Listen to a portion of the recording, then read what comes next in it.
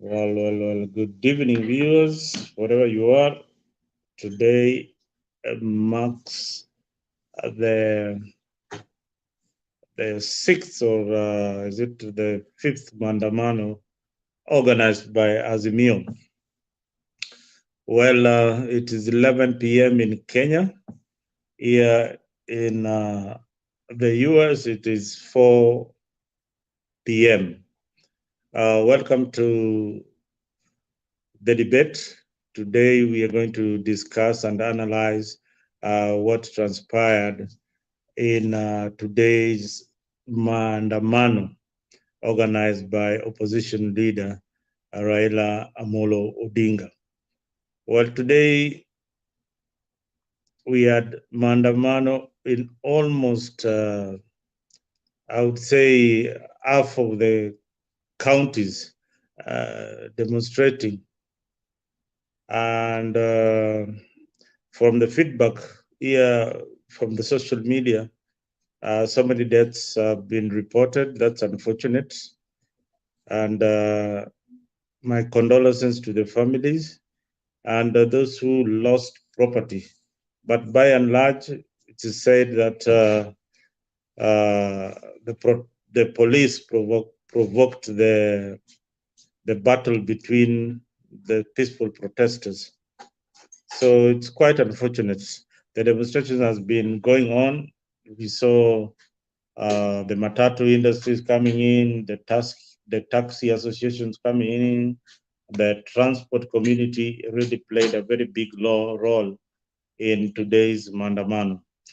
Join me in the discussion as we look into ways and of moving our country forward. With me in the panel will be a number of guests who have invited today to shed light on what the law says and whether the Azimio leader is within his constitutional mandate to hold this demonstration despite the ban by the government. So we'll discuss this and see whether our country needs to change some of these laws such that if the if a demonstrator or a protester who is peaceful is injured during the protest, the government, you can sue the government of the day and get compensation, and vice versa. If if you destroy property, if you are the financer of the protest and you are destroying property, government property, people's property, you should be liable. You should be liable, and your party should pay for the damages. Some of these laws are being discussed in Parliament. Let us look at the possible ways of helping our country. We know we are in a very, very bad situation where everybody is complaining about the pump prices, everybody is complaining about the cost of living, and a parliament that is actually compromised, making it very, very difficult for the legislators to play their role in parliament. Join me in the discussions as we try and look at ways of helping our our country move forward. The way things are, we are moving to a state of anarchy, which is not very, very good. Having a country that does not respect the rule of law will not have a country in the next few months if everything goes on as planned by the Azimio leader. Gigi, thank you very much. Thank you very much for joining on the comment section. I need you in the panel so that we can shed more light. This Mandamano, you say it was all about the last general election. Yeah, I might agree with you. Some people might not agree that it is all about the general election. Yes, there are some people are saying that this election was about the results of the general election. The Azimio leader has constantly pressed on the government to open the server so that they can actually scrutinize the results, but no avail. They have organized several strikes or protests around the country to see whether we can have a bipartisan approach in the selection of IBC official. That is yet to be seen. Remember, currently the country does not have any IBC in place. The opposition leader and the government need to sit down and find out an amicable solution towards this problem. So join me in the panel. Thank you guys in the comment section. Gitash kama kawaida, you are always on the panel trying to guide me in the conversation. Rhoda Waithera, karibu sana kwenye show. This show is very, very informative. We are not biased. We are not leaning towards any side. We want you to come here, air your views.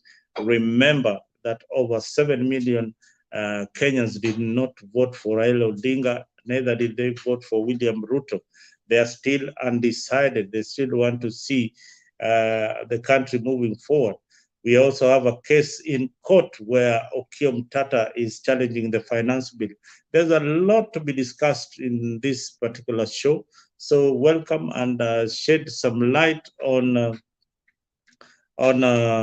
some of these issues. I'll paste the link below so that you can come and join me in the discussions. Thank you, Gitash and Gigi.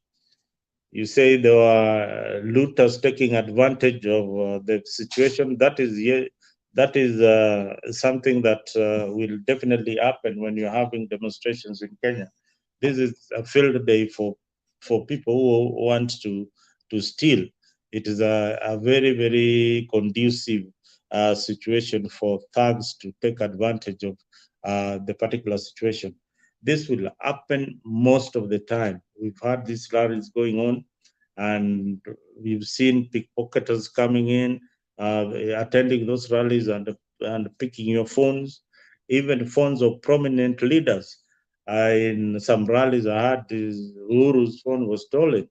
Mudavadi's phone has been stolen before. Even Raila Amolo Odinga's phone was stolen in some of the rallies. So this is something that will always happen.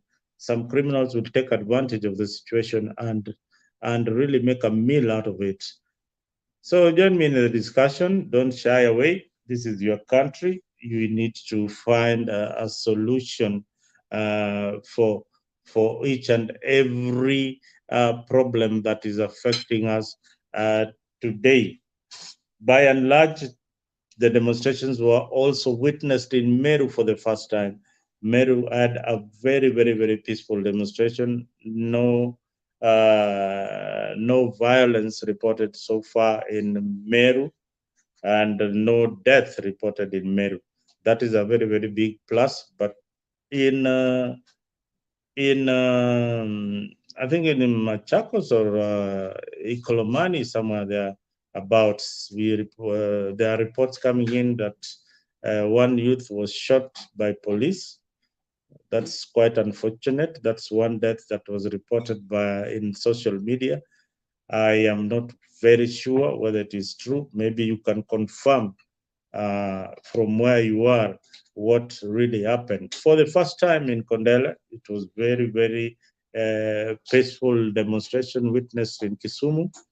But again, we witnessed some skirmishes just on the border between Sondu and Kericho. So there's something going on there. And armed youth were already gathering to cause some chaos. So police, you need to look into this. Some Azimio supporters are already fearing that this might escalate into something else. Remember, these things, they start in a small way, like we are protesting for food, we are protesting for something. Then little by little, they progress. So we are seeing a kind of a pattern of progression that the people who might be coming in in this demonstration might take advantage and start probably the tribal clashes. So we don't want our country to end up in such kind of situation. I urge the President of the Republic of Kenya, Dr. William Samoei Ruto, to pick up his phone and call his brother, Raila Amolo Odinga, and they find a lasting solution for the country. We cannot go on like this. Today, so many businesses were closed. A tune of 3 billion was lost, and the losses continue. Property lost, life lost. That is the most important, that is the most unfortunate thing, that you lose lives and you continue losing lives during protest, and yet there is a solution. There is a solution in parliament. There is a solution within the Azimio brigade. The Azimio leader can do something about it, to call these people to order.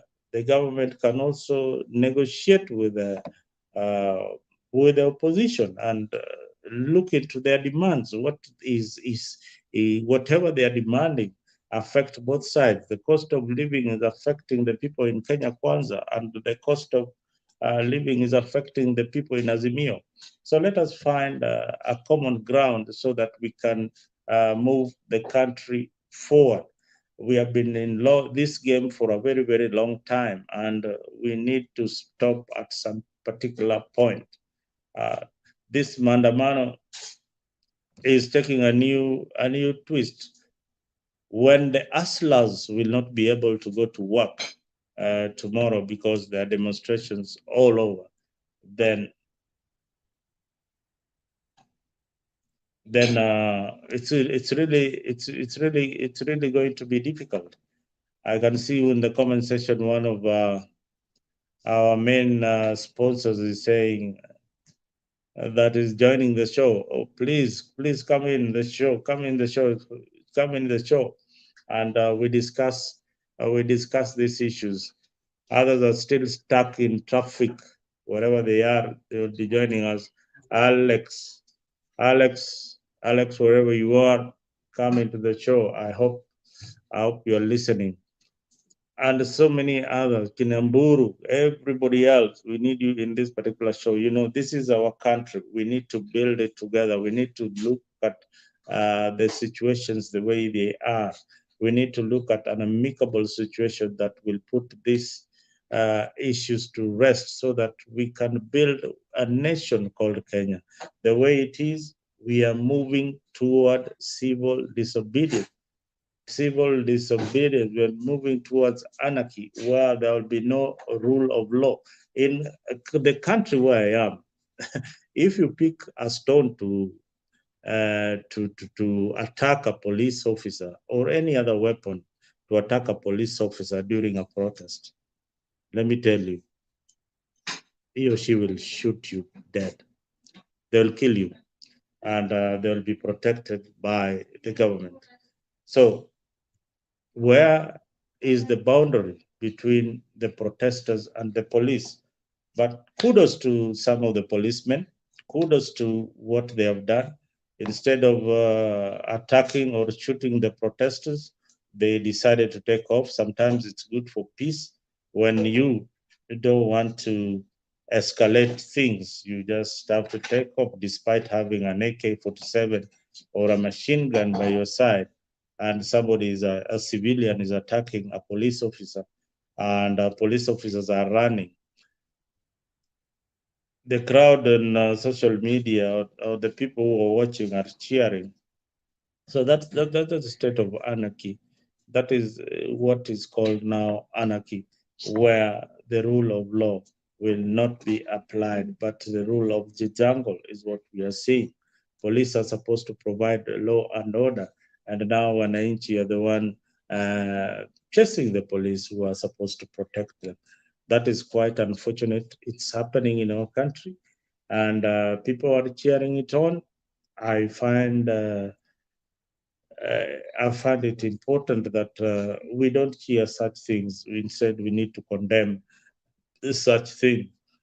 So, police, congratulations for walking away whenever things are escalating.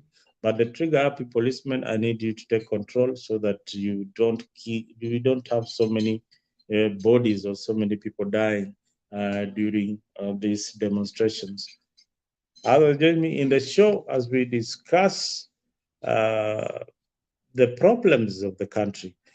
This issue of demonstration has become like a game between Arsenal and Manchester United. People are cheering their side, and the others are also cheering their side. So let us know it's not a football match because many lives we are losing many lives and properties during the demonstration. So let us be civil. Let us try and see what we can do as a country to stop uh, the demonstrations. I urge Azimio to back down. I also urge the government to stop their stance and get to the table and negotiate with the opposition. It is important for the country. It is important for the business community. It is important for people, for the children of our country who are going to school.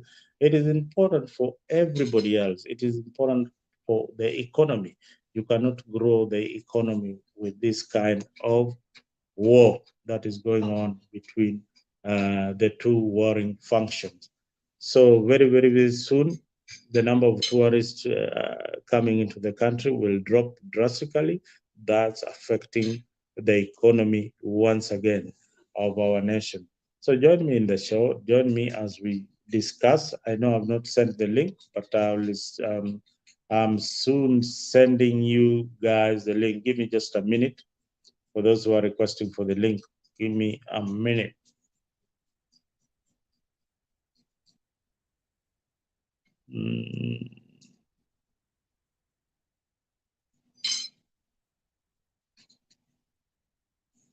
Yes, as we continue,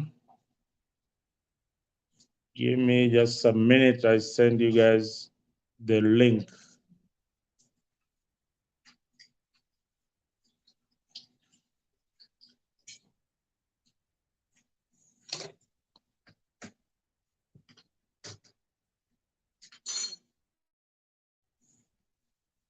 Tembei, kindly copy the link in the comment section. I'm not able to log into the comment session. Please copy the link. Tembei, if you're listening from wherever you are, please copy the link to the show, or anybody in Eli who are glued in the comment section. Come into the show and discuss your point. This is the only point where you'll meet millions of Kenyans tuning on to this particular program. Come into the show, discuss your issue here, and we see the way forward for the country. Oyo, you really wanted to get into the show. Thank you very much for continuous commentary in the debate section. Come into the show and discuss more in this particular show. You wanted the link, you got the link. We need to see you here deliberating and telling us the way forward for our country. We need an economist here to tell us again, what does this finance bill, how does it affect you directly? Remember, inflation is reported throughout the world. There is no country today that is not facing any inflation. And come and tell us if the prices of commodities have gone down, if the prices of unga has gone down, if the price of fuel has really gone up. The cost of living is really pinching the common mwananchi, and now everybody is on the streets. What is Ruto's government going to do about it? That is the big question. What is Ruto's government going to do about the high cost of living as we continue witnessing skyrocketing prices of essential commodities? What is Parliament supposed to do? What is the Kenyan Parliament supposed to do about the high cost of prices? What are we supposed to really do as a Parliament? Are we supposed to watch, or are we supposed to go to the streets, or are we supposed to put legislation to bring down the cost of essential commodities like unga, rice, name those grains so that wananchi can put some food on the table. The president made a good gesture by increasing the salary of civil servants. Tell us whether you have received salaries. And lastly, I heard that malipo ya wazee, the pesa ya malipo ya wazee has already hit the banks and they're receiving them in arrears. That's a plus. Those are the positives that people need to hear and see whether they are true or it's just an allegation on Mtembei TV. Oh, this is Mtembei TV in conjunction with True Talk TV. We are talking about the demonstrations that happened today and the planned ones. Remember, the civil disobedience by the Azimio leader is planned countrywide, and they are yet to announce the next date for the demonstration. Tell us also why the rally in Kamkunji was cancelled at the last minute today. We need to hear more from the comment section. We need to hear more from the people who can join in the show and give me the analysis of what really happened today. This is True Talk in conjunction with Mtembei TV. We are analyzing the issues as they transpired today in Nairobi, in Garissa, in Machakos, and a lot of congratulations to Kalonzo Musyoka for organizing demonstrations in his wiper counties. So we saw some very, very peaceful demonstrations in wiper counties. That is one of the Azimio members and Azimio leaders. So they are doing a good job. And once again, congratulations to the peaceful protesters in various parts of the country. And for the first time again, Eldoret, we saw some demonstrations. Kisi, Nyamira today, I understand that were number one in in the demonstration. So this thing is taking a new twist, and people have started equating it to the EPL league, where we have the best demonstrating counties being awarded or being crowned the best demonstrators. I don't know what standard they're using, but if it is banning of things, banning of vehicles. Unfortunately, today I saw on social media a government GAK vehicle was touched in some parts. I don't know exactly where it was, but I saw it in social media. So tell us, Eric Wasonga, kudos to the police for lobbing tear gas in a classroom. That is a very, very unfortunate incident, Eric, and that should not happen. I understand that police officers also lobbied tear gas into a clinic. That is an unfortunate incident. So some of these things we'll always see them. Some of them are provoked by people running into those facilities, but by and large, police are trained, and I believe they are trained well. They should not lobby tear gas to kids. I also saw in social media a young kid carrying a stone running up towards a demonstration. That is unfortunate. That's a very, very unfortunate incident. I don't know what we are teaching this small 3-year-old, 4-year-old to carry stones and throw throw to the police. That is quite wrong. This should not happen. Wasonga, I heard your remarks. It is an unfortunate incident. It should not happen. Matthew Sifa, karibu sana, get into the show. We get into the show, we discuss more. Both are the way they came together to solve that. Whatever, what are you saying? We can see how things are. Yes, Matthew, things are getting worse, but we need to talk about it before it escalates. Rhoda Waidera, it is the police. It is the police. It was so sad indeed when our nation and its demonstrator today Very, very, very, very sad, Rhoda. We need to get in the show. Something terrible happened in the country. I mean, it's not good. But the demonstrators have been heard, both locally and internationally, if that was the aim. So it is up to the principals to get together and see how this country can move forward. Gitash, you need to come into the show one of these fine days. So Gitash is saying that the goons were running near school, so that's why the tear gas was lobbied to the goons, and unfortunately, it affected the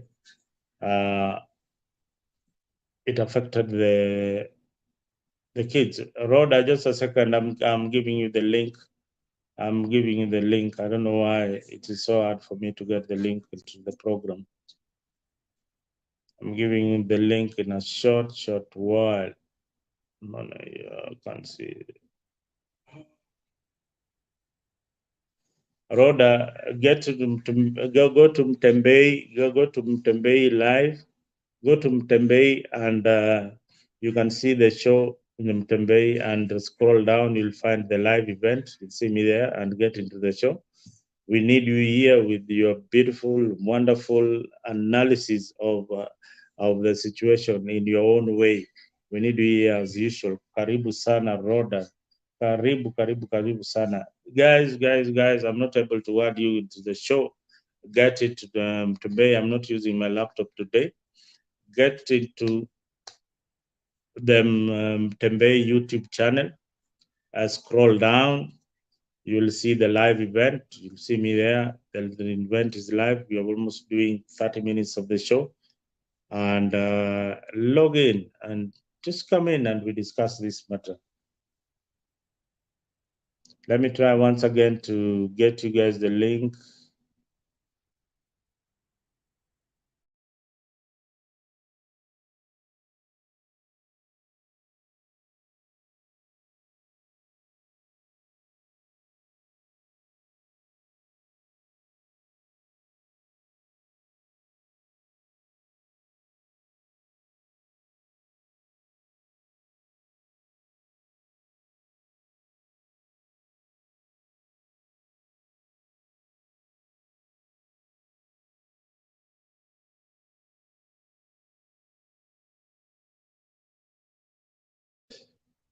My net is tripping. I've shared the link once again in Mtembei. Mtembei, kindly, please share the link to everybody else.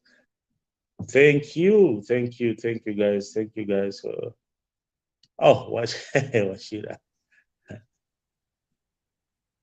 What's up, Nick? What's up, man? What's up, brother? What's up, bro? No, Uh-huh. nothing much, and except we are marching and we are Nice teaching the to government a see you. lesson. I am happy. I'm happy you've joined the show so that you tell us what you have analyzed. You had earlier called me rejoicing and saying, now you've pushed the government into its corner. What do you analyze with today's event? Now, today's events, as usual, the Ruta government cannot stand being told the truth, and Uh-huh. so Ruta government are going to be pushed to the wall. To be honest with you, the finance bill is the hallmark of all this. If that Perhaps guy does not agree to the finance bill, to repealing that finance bill, we are going to have a hell of a problem in that country. now, Washida, you have read the finance bill, a bit of it. Can you just give us a light before other panelists come, so that you shed some light on the finance bill and your understanding, and why it is hurting the Kenyan people? I mean, Uhuru had similar arrangements of tax increases and subsidies offered in his finance bill. So why all the noise about the finance bill, yet some prices of commodities have gone down? So, Nick, thank Mhm. you. Thank you. Thank you for asking that. So, number one, let's go back. Mhm. And for those who have not understood what this government is doing, they need to understand that number one, the finance bill is a fraud. It's not even, people need to understand this a finance bill, there's an appropriations act, which is the budget. Mhm. Yeah, and the budget itself. That Mhm. has been explained very clearly. And I tell people, go listen to uh, just go and listen to this guy. I know. He's Wanjigi, Jimmy Wanjigi. Hey, Washira, you just hung up on me.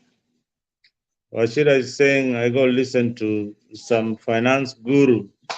Jimmy Wanjigi has been analyzing the finance bill, and he's also been giving insights to the Eurobond that never came back to the country. So we need a finance guy to tell us what they really see in finance bill 2023. Washira, if you are there, please I am. come I am. back to the show. Yeah, I am. Yeah. So were you talking about Jimmy Wanjigi Yes. or yes? Yes. So So what Jimmy Wanjigi has done, a mm, marvelous piece of work. mm-hmm, Now, Jimmy Wanjigi has made us understand. mm, Number one, we have a budget, an appropriations bill, mm, and the differentiation between what you borrow mm, for development and current mm, expenditure. mm, I'm an accountant. I understand what Jimmy is talking about. mm, So when I say we're running this, we have a system here, my Jamba Tihapa. mm, I know what I'm talking about. You cannot be mm, borrowing money. Right now, mm, Kenya, we do not have any debt. mm, All the money was stolen, and I'm not forgiving anybody here, even including Uhuru. mm, Uhuru, Kibaki, wote ni wezi. mm. They're all criminals. Hiyo ndio ile debt inaitwa odious debt ama hiyo ndio debt gani? Exactly. That's the odious debt. So hiyo ndio ile odious debt eh? It's the odious debt. We don't know owe anybody any cent. Mm-hmm. Yeah, Mm-hmm. but we continue accumulating, and then they are busy now development expenditure locally Mm-hmm. Mm-hmm. and borrowing. Mm-hmm. And now, you don't borrow Mm-hmm. for anything else other than expenditure for development. Mm-hmm. But now, these criminals are now Mm-hmm. borrowing money Mm-hmm. and using it for the current expenditure. And Nick, Yes. they have not. There's a revenue budget. There's the budget. Mm-hmm. The budget estimates for Mm-hmm. revenue have never been disclosed to Kenyans ever. And why do you think they do that? It's because they want to hide what they are borrowing for development expenditure, Mm-hmm. which according to the zones of what needs to be allocated, they Mm-hmm. cannot allude to. Mm-hmm. Yeah. So unajua kuna hizo zones za hii allocation ni ya hii project, hii allocation ni ya hii. They don't want to do that. Mm-hmm. Yeah. So we are losing now. We borrow money locally, and then Mm-hmm. we cannot allocate that money anywhere. Kila mtu anachota hii do. Oh, hii do ni nani wanaikula? Now that's the question you need to ask. Yeah. hii pesa imekuwa ikikulwa by Kibaki's government, by Uhuru's government, Yes. and not by Ruto's government. Now, no, don't go there because you're already there. Already, Okay. And Ruto has already borrowed more money. he's already borrowed. In 9 months, Ruto has borrowed more money than 9 months when Uhuru was in power before he left power, actually. So don't go there, man. But what I'm asking, whatever you know, when the IMF gives you money, they don't just give you money to put on consolidated accounts. They give you money for certain projects and implementation. So, are you saying that some of the borrowed money is being channeled into misuse or is being eaten by the current regime or Nick, misappropriated? Nick, Mm. I just told you go to the Appropriations Act. Mm-hmm. It's very clear, Mm-hmm. very, very clear. Mm-hmm. So the money borrowed comes in Mm. and it's put into, okay, this is in treasury, and then this is what you borrowed, this is what Mm. came in. So let's allocate this to how many funds? Oh, these Mm-hmm. funds, 1, 2, 3. Mm-hmm. These bastards cannot tell us where they took this money. They just took it to the current expenditure. Mm-hmm. Yeah, that's what they have done. So they took it to the current expenditure Yes. and used it for the wrong purpose. Yes. But even if it was used for the wrong purpose, I mean, this is money borrowed by the government, and the government has got a way of doing the balance. Do you think that money collected domestically can go into whatever they had borrowed, so that it depends on the COVID. We had COVID, and you have money on the consolidated account. Don't you think the government can borrow this money and use it for other things? Yeah. Nick, thanks. That's a good question. It's illegal. It is illegal. It is very illegal. The Public Finance Management Act is very clear about when you borrow money for development, it has to be used specifically. And there are always lines. You can quote, I mean, this is what you did with this money. So it's illegal all along. They're supposed to be taken to court. It's using money for illegal purposes. Wow. Yeah. Wow. And even with an act of parliament, this cannot be amended. So, Nick, let's go back, man. This has been analyzed now. People know what's going on with our country. We have been misusing money, borrowing money. Number one, you don't borrow money. The Constitution says it very clearly. You don't borrow money for anything else. Development expenditure, both local and domestic. Now, what these bastards are doing is you borrow money domestically. We have no vote. Actually, that's the word I was looking for. The vote. There's the votes that have been voted for. Nobody is allocating that money to any vote. Pesa tu inamwagwa na ujui, you cannot allocate it anywhere. Oh, yeah. If, now, for the sake of our viewers, can you tell them what a vote is? and so that they can understand what a vote is. Mr. Washira. Yeah, I can. Yeah. So I'll explain a vote in one sense. Mm, Let's say, Nick, you have a road mm, assigned to, let's say, remind me where you come from. Sorry. mm, So, no, let me use my own. Let me use my own where I come from. I come from Karatina. mm-hmm, So a vote is allocated that we are going to build a road from Sagana mm, to Karatina, mm-hmm. right? Yes. That's money allocated Yes. in the budget.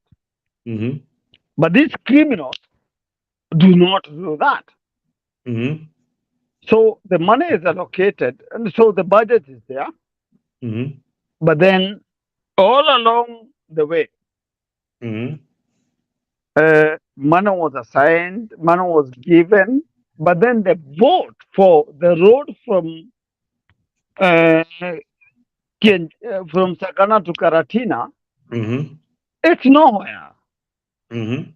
Yeah, but then the money was used.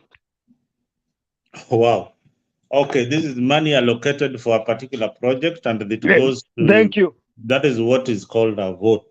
Yes. So, and and by design or by crooked, corrupt government official, they allocate this money into their pockets or to a ghost project that is not there.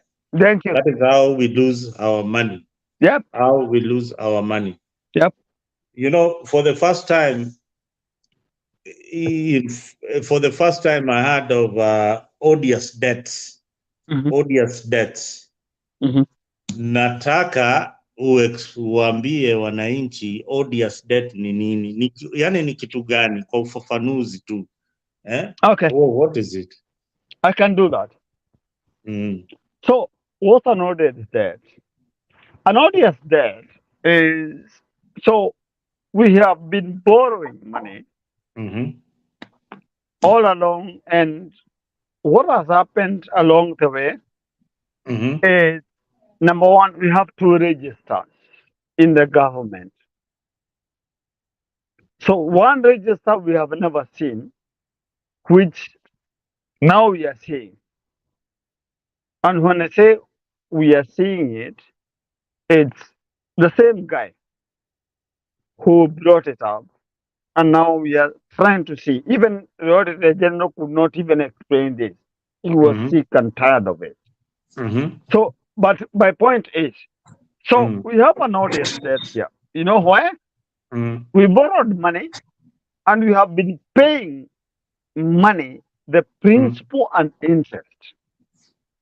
All along, we are told we have a 10 trillion debt. Mm-hmm. But we have been paying all this money along as a country Mm-hmm. to date. Mm-hmm. Okay, the 10 million, the 10 trillion is what was increased as Mm-hmm. our debt limit. But Mm-hmm. so far, right now, Mm-hmm. it's 9 trillion. Yeah. Uh-huh. But so far, Kenya has paid Mm-hmm. $5 trillion, Mm-hmm. which is never reflected anywhere, Mm-hmm. against a debt of 5 trillion. We actually balance that equation today. Mm. So Kenyans do not have a debt. So we don't have any debts. Yes, we don't. But you are just the same person who just said that Ruto has borrowed just a few months ago so much. Now, So you can't say that we don't have any debt. We have debt. no, the debt now, Ruto is accumulating. That's his own business. But Kenyans do not have a debt. So, Mhm. to your point, so I'm just buttressing your point, sir. Mhm.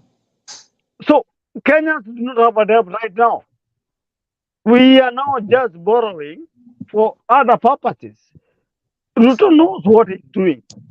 But Kenyans do not have a debt, and we need to just now, if I can match, if I go to Kenya, I'll match. We don't have a debt to pay. Wow. Well, I think that was well analyzed that Kenyans, we don't have a debt.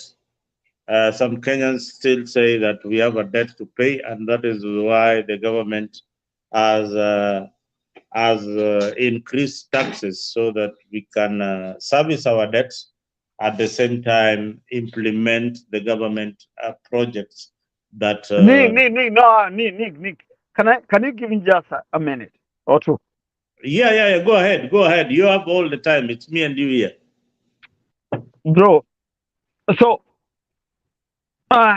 now that's how we're increasing taxes, right? Mm-hmm. As an accountant, I'm looking at this and it makes no simple sense to me. Now, we're increasing taxes to get more money. The finance bill, of course, it has been suspended, but now we are dealing with the Supreme Court. Yeah, we have to deal with this because that's the way it's supposed to be. Because Zakayo has decided he is a supreme leader now. He's not going to be. So No, forget about Zak- that. Forget about Zakai, that. Let me just address. Let me just address what I need to address. yes. Yeah. Mm-hmm. So Zakayo tells Mm-hmm. us now he has a finance bill here. Buddha. Mm-hmm. Now, uh, we have a finance bill here. Mama Boga is finished. Mm-hmm. Every single person who is doing business, small businesses, done. Done. Turn What do you over tax. mean done? Turn Mm-hmm. over tax. Let's start with that. Mm-hmm. Yeah. Then Yeah. we have somebody else who is working. Mm-hmm. You're working, Mm-hmm. and now by force, you Mm-hmm. have to pay 1.5% of Mm-hmm. your money to pay for a housing tax that Mm-hmm. you don't need. That's Ruto, Housing right? tax that you don't need. Yes. Mm-hmm. Yeah. Uh-huh. No, I enumerate for you. Uh-huh. We go on turnover tax, this house tax, right? Mm-hmm. Then we are going to now start collecting uh, money. Yegon on the comment section is saying you are sounding like you sound like an accountant, not an economist. So don't talk matters of economy here. Okay. You are an accountant. You are not an I'm an economist. accountant. But Yes, no, you learn. no, respect to Egon. Yeah, I'm an accountant. I'm not an economist, but I'm an accountant. So I argue things accountants way. Mm-hmm. Yep. So somebody in the comment section was listening to your conversation and he said, "Hey, this Washira man is not an economist. He's an accountant. So he should tell us more about figures than how to run the economy of the country." Uh, more financial analysts on the comment section. But anyway, that's why we have Mtembei Live and True Talk. This is where we discuss our issues the way we understand them, the way Washira understands the country.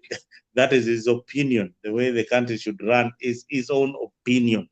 And perhaps it is the best way we can borrow one or two from him.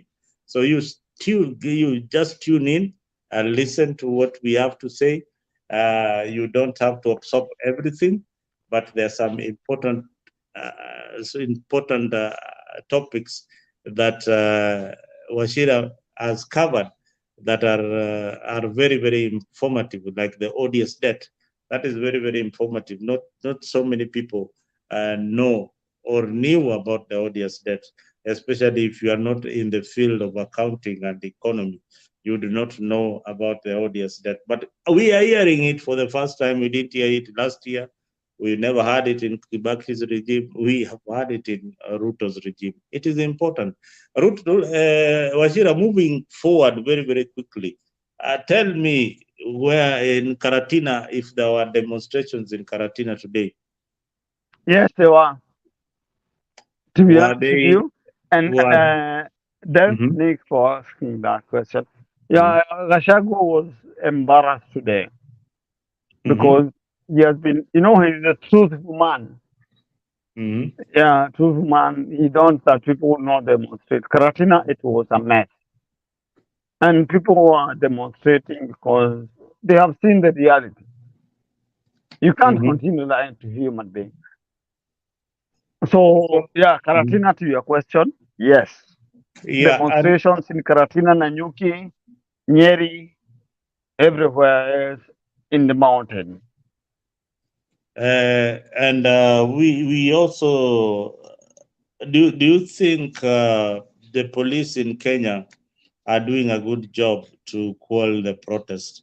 We've seen destruction of property, the ripping off of the highway barriers, and things like that. Who is going to pay for this cost? And do you think that Azimio protesters are doing the right thing by destroying property?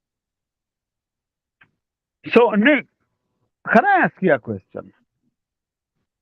Answer my question before you ask me a question. Okay, so what would you allude everything to Azimio supporter? But That's the who one is who, question. who is who Wait, is doing it? wait, Nick. Yes. Because all this is born out of number one, frustration. Number two, lying to human beings and people. Yeah, people are tired. People are Mm. sick. Buddha, people are buying unga 230 shillings. 230. And then Zakayo is busy here preaching and smiling and telling human beings what is not on the ground. We can't stand it, man. Mm-hmm. Yeah. So to your question, Mm-hmm. no. So we are going to destroy. So I'm going to answer your question very blatantly. You know what? Uh, you know what? Nani, this guy, Jesse la, Oh, Jesse la. Mm, it's good. Jesse la what? Jessica from where? Maybe I can jog my mind. Jessica No, from where? Jesse la. No, you know it. Jeshila mzeo. Jeshila No, who? Jesse. Pana. Sa jeshi gani hii Mr. Washira? Jeshi gani hii unaongea juu yake? Which jeshi? Huh? Which jeshi are you talking about? Jesse no, it's not even a jeshi. Ni bunge la wananchi. Oh. Wewe umeishi Marekani sana. Kiswahili kinapotelea kidogo. Unasema bunge la mwananchi. So or baraza la wananchi. So bunge la wananchi, is doing a marvelous job. Is doing a marvelous job by keeping the government on toes. But I feel, for me, I feel like they are being shortchanged at some point. I saw Gaucho really coming out saying that Ashira, now you have got how many accounts here? I need to remove one. Remove one, please. Let me add this one. I've added this one. Mute this one. You've opened. kicked from studio.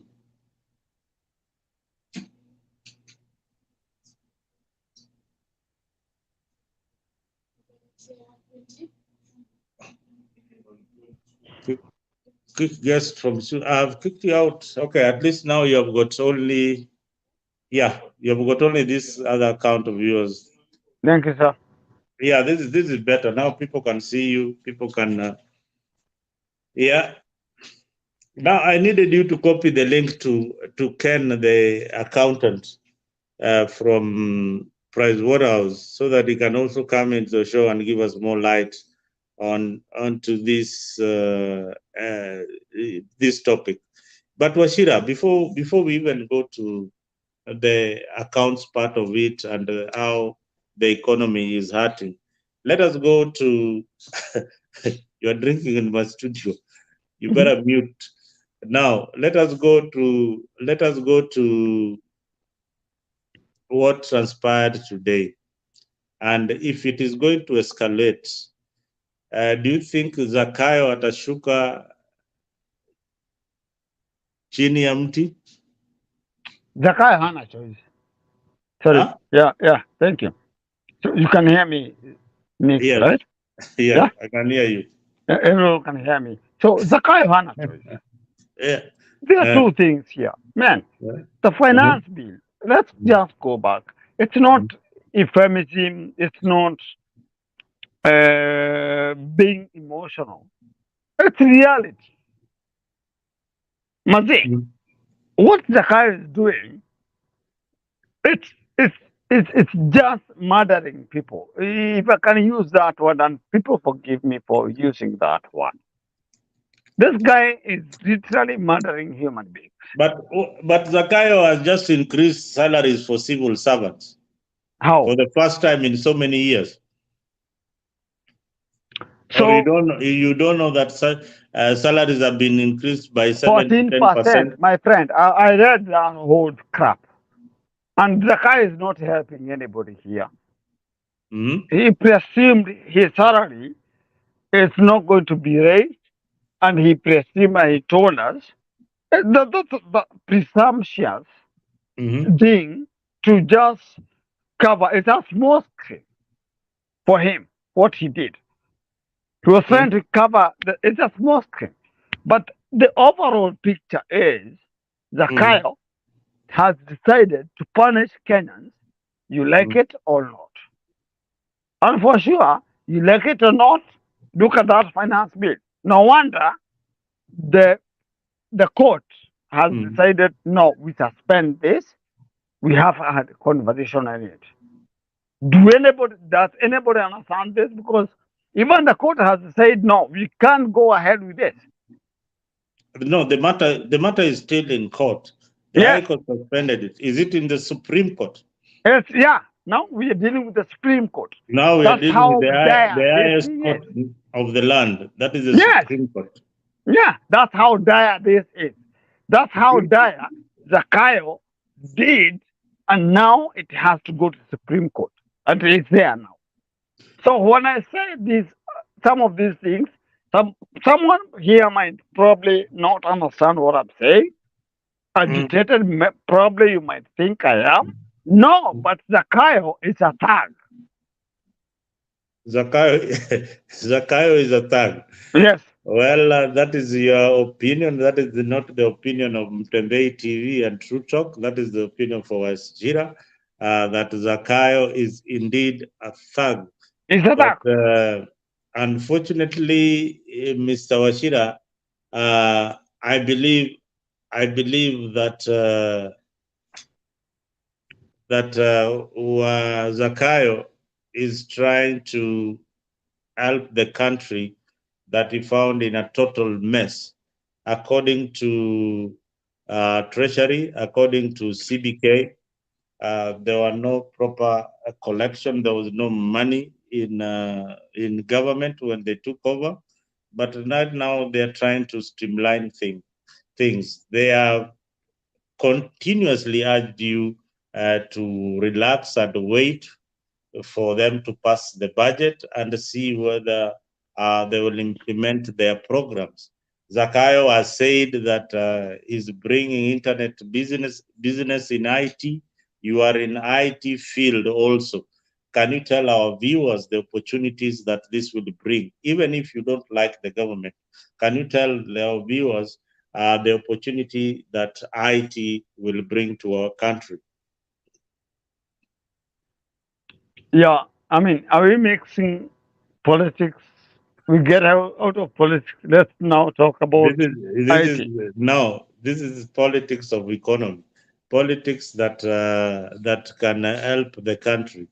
Do you think that the measures Zakayo has put in bringing business like Amazon to the country, in opening uh, the IT for youth, in opening such avenues, do you think that our youths in the country will benefit?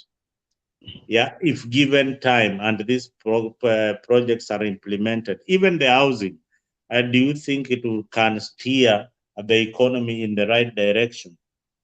If the housing, if implemented properly, do you think it can steer the economy? So, Nick, I don't like to be this an naysayer.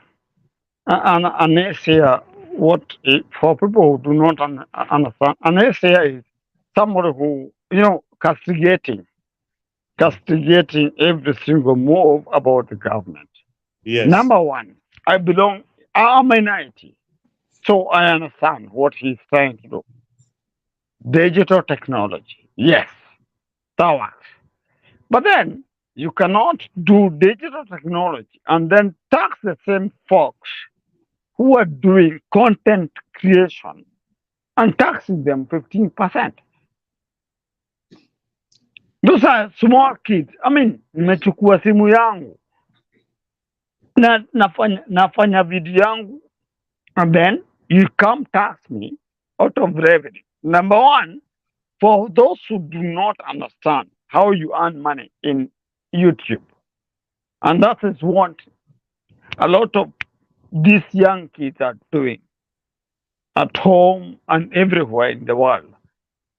It takes a lot of effort for you to get to the maximum of where YouTube is gonna pay you. 1,000 subscribers, their views, you have to have everything. But this bastard is now taxing these small kids 15% of what you earn.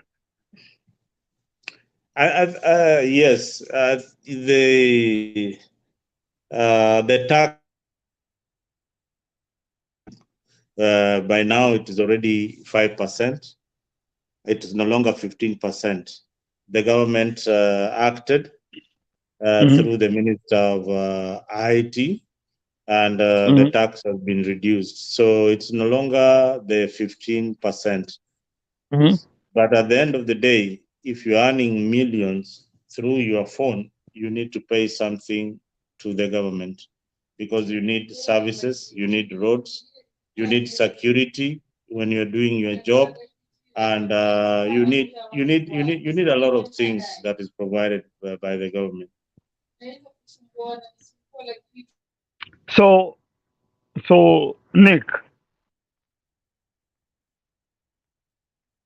Nick, can I ask you a Hmm? question? Yeah. Yes. Hmm? So, fine. Okay, fine. And that's for clarifying that, yeah, Hmm. it's 5% now. Now, can I ask a question here? Hmm. How do you come employ your wife? Uh, Hmm. put, he, put her in an office. Hmm. Oh, yeah, that's your wife. In an office with several people working for her. Then you get another idiot, a position. That's Mudavadi. Hmm. An office, Hmm. no position in the constitution. It's not fair. Hmm. We are working with that. Hmm. Then, thank God, we have a constitution. Hmm. CAS, 50 of them. So far, they have been paid. Thank God, the, the, the court said it's not constitutional anymore. Mm-hmm. And you tell me this a regime that I can work with? I can't.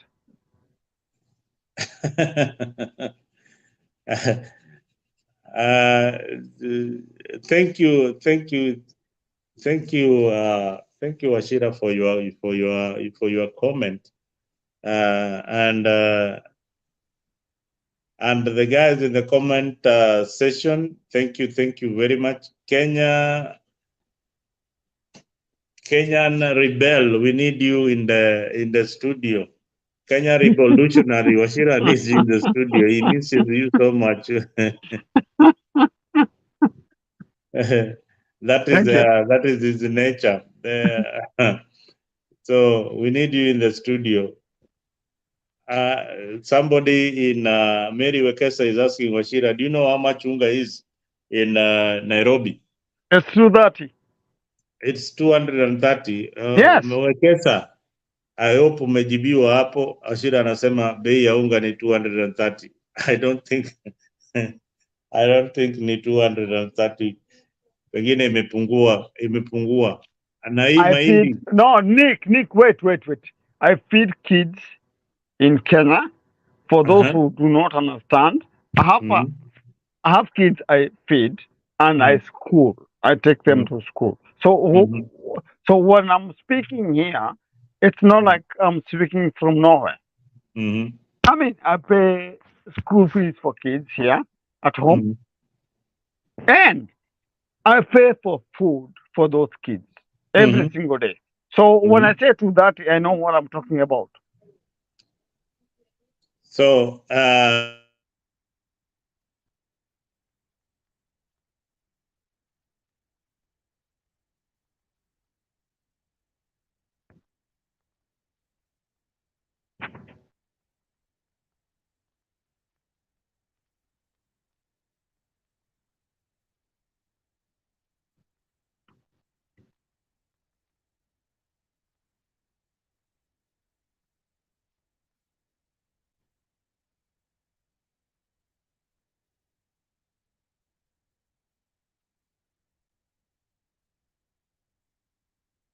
more people on the line. Washira, in my village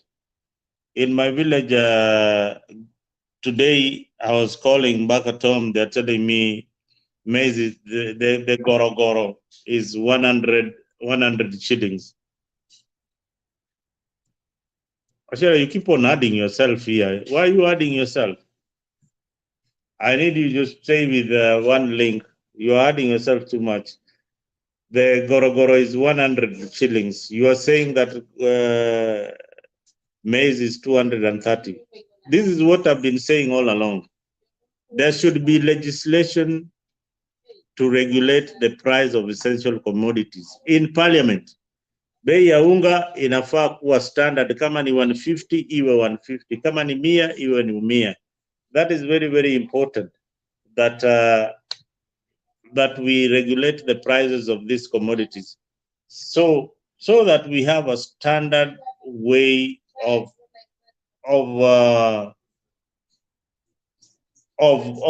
pricing, especially when it comes to essential commodities. So essential commodities are very, very important.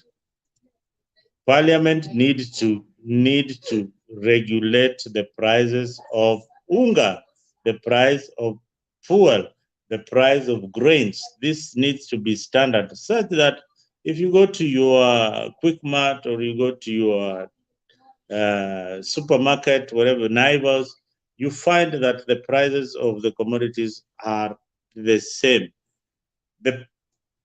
The retailers are also holding when they know that the prices actually are about to go up. They keep on holding. This is also affecting even the fuel prices. So we are in a crisis. We have got people who are greedy to make profit. That's affecting the government policies.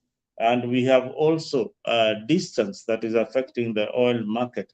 Then the war in Ukraine, that is also affecting the oil market. So there are so many factors that eventually lead to what we call the price of whatever you're going to to buy. We also have debts that are also leading to the price of commodities that you are going to purchase in your nearest grocery store. Agitash, na kuona bado umechangamka na sisi. I'm still waiting for more panelists. Washira has just stepped out.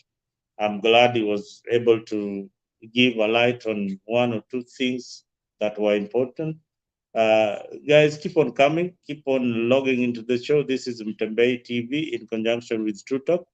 We are analyzing the maandamano, the civil disobedience that Raila Amolo Odinga called for. Many Azimio supporters I talked to today are fearing that this might escalate into something bigger, something that we can't control, like what happened in Rwanda. I believe this is going to happen if we. This is going to happen. Hey, Nick, Johnson Gazumbi, you're back. Mhm. why do you keep on insinuating I'm getting out? I'm not. No, it's only that when you just left the studio abruptly and you are explaining something to us. You know, there are so many listeners who are listening to this particular show. So when you're giving your point, remember that we have got over 30,000 people glued, waiting to hear what we have to say about maandamano, we have to say about the economy, and in general, the cost of living that is really affecting the country. That is why we come here every day to talk about the problems now facing our nation. In most cases, we have got different panelists coming in. We appreciate everybody trying to make an effort to come into the show. Today, getting the link has been very, very difficult, but I believe that if you go to Mtembei Live and you go to YouTube, if you go to Mtembei Live on YouTube, you will get the link and join the show. If you go to the Facebook page, my Facebook page, you will also get the link. If you go to True Talk, you'll also get the link. Go to True Talk 24. You are also going to get the link there. We are also on Thread right now. So there are so many ways you can get into the show using the link and using the YouTube channel. So Washira, back Mhm. to the thorny issue. This thing is escalating, Yep. inakuwa imechemka. Wanasema kumechemka. No, kitawaramba. Itawaramba, kumechemka ama kitawaramba? Hii kitu Kitawaramba. itawaramba. So hii kitu tayari kimeramba. Yep. Kindiki is threatening to arrest Baba. That Ha. is, yes, Kindiki is threatening to arrest Baba and the organizer and Uhuru Kenyatta. And Nick, hebu niambie Nick, kama Nick. eh? I'll not even. I just have 2 sentences for that statement. Mm. Please try. Huh? Please try. So Baba is above the law. Baba cannot. No, Baba is the law. just please try. No, I am asking you. The Baba is whole allowed. country will burn, my friend. It's reality. Just try. Eh? Just try. So if Raila It's Odinga is reality, arrested man. today, the whole country will Shika burn. Uhuru, Shika Baba. Mhm. Just try. Just try. Nakwambia ukweli. Just try. Wewe kama Washira, wewe kama Washira Johnson, utafanya nini Raila akishikwa leo? Laila, Mm. if I had money right now, ushike Raila, I swear to God I'll fly. I'll fly and go protest. Utaona, the country will burn. Myself, I'll be there. Honestly. Honestly, across my heart. Well, you heard it from Washira that Mr. Kindiki, if you threaten to arrest the Right Honorable Prime Minister Raila Amolo Odinga, the country is likely to ban. What is Not your likely take? to ban. It will ban. It Nick, will ban. it's not Sorry, likely. It sorry, is going to ban. I am corrected there that the country will literally ban. It is So ban. in the comment section, is Yes. Raila Amolo Odinga the law? Is Raila Amolo No, Odinga jaribu the law? tu. Simjaribu. Just arrest that guy and let's see. So well, hiyo ni moto sana. Kindiki amecheza na moto, ameweka kidole kwenye Yeah. kwenye Yeah. ile Kwenye mahali moto. kwenye moto. Kwenye moto. Don't try that, So man. Do not. don't try.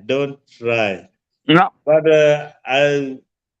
I think what I'm reading, there's a statement out there. I'm not able to put it in the screen. There's a statement out there from the government that they will arrest the perpetrators of the illegal demonstration. They call it illegal demonstration because it was banned. It was outlawed yesterday by the police chief, and Azimio went ahead. Now, Awashida, being an Azimio supporter, today you cancelled your rally in the 11th hour in Kamkunji. What necessitated that? So, Nick, how do you do a rally when already it has been decided? On Friday, the government forces tried to kill Raila by shooting on his car. We are all aware of that. I'm not making this up, right? So when you tell me again that Raila has been told, if you go to that rally and all the luminaries, that I mean Raila, Mada, and the Oparanya, and the other luminaries, it was like you go there, you'll be shot. So Raila decided, no, guys, but guess what?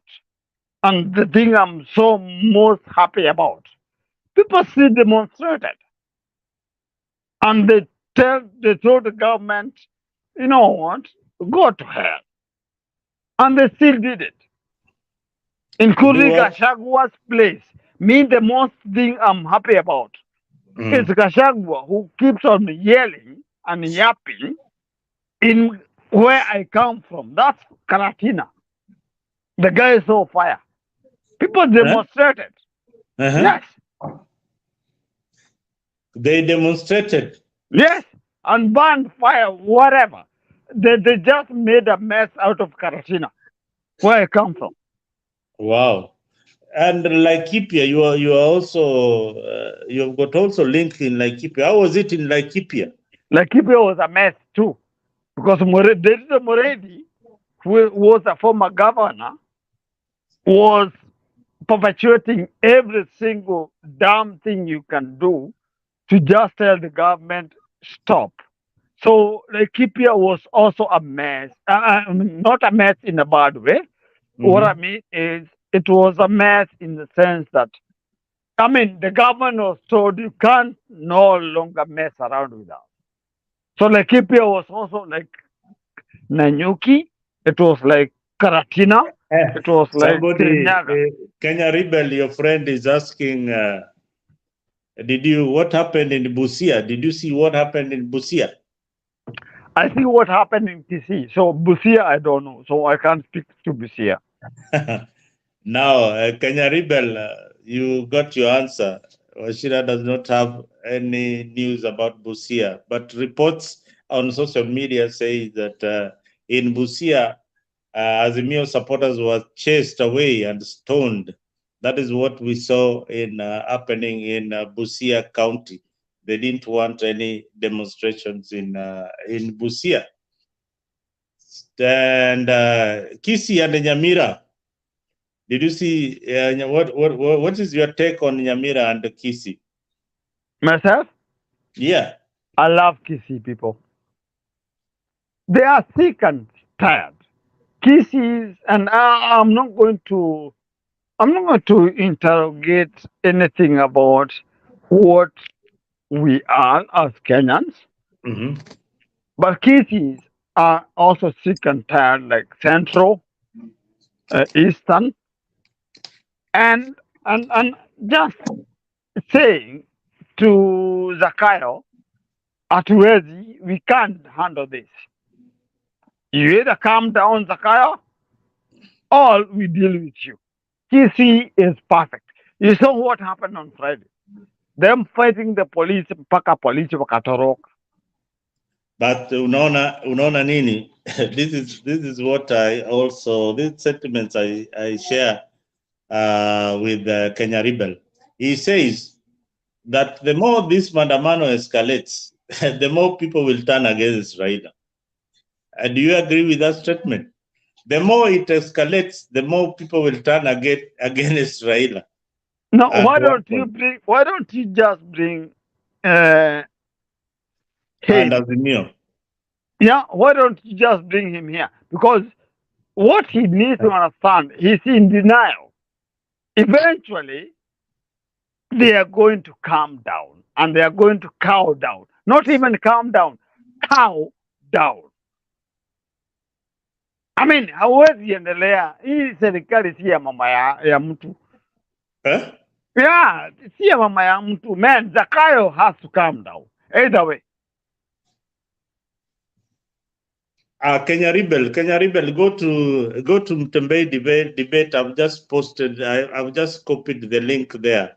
Go to Mtembei debate. I've just posted the link. I'll post it again right now in a second. I'm not able to post the link on the comment section, but I can post it. Mtembei, wherever you are, post the link. I'm giving you the link and you're not sharing. Cornerstone. I'm sending the link to Washira. Are you able to go to the comment section and are you seeing the comment? The comment section. Let me try and check. Paste for me the link on the comment section, please, Mr. Washira, if you can.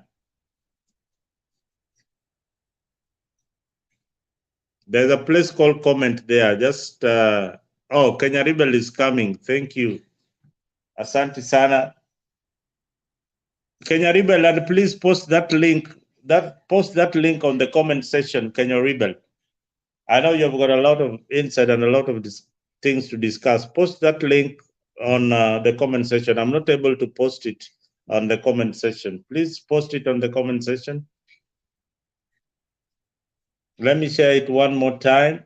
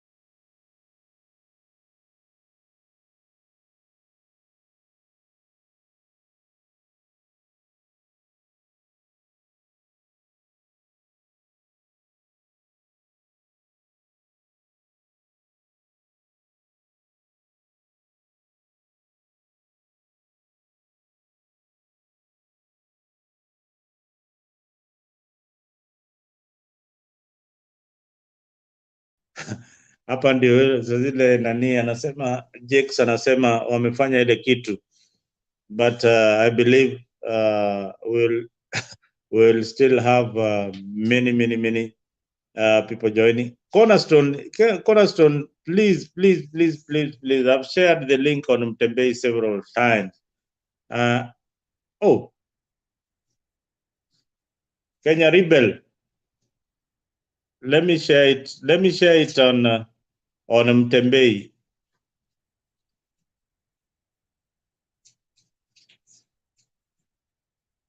Washira, Johnson, are you able to copy the link?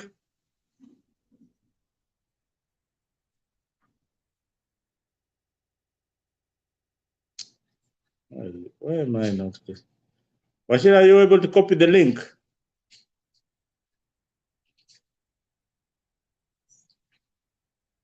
Kenya Rebel, go to Mtembei and you'll get the link from there. Go to Mtembei. Go to Mtembei and you'll get the link from Mtembei, please.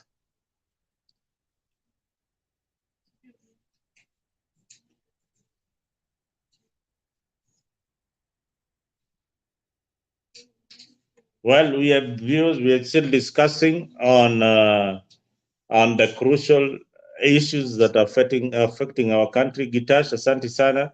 Kenya Rebel, just go to the Mtembei forum. You will get the link there. The discussions are going on there. I don't know whether you're a member of that group. If you're not, just tell me where I can send you the link.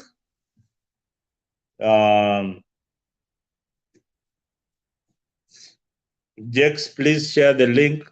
Jex, please share the link. Mtembei, kindly share the link. So many people want to come in the studio, but they can't get the link. Kindly, please share the link.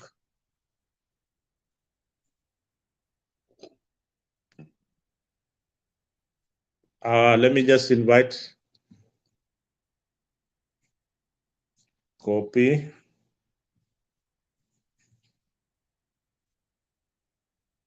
Kenya Rebel, I'm sharing it one more time. I'm sharing it one more time. Guys, viewers, just hold on a second as we take a commercial break. I share the link.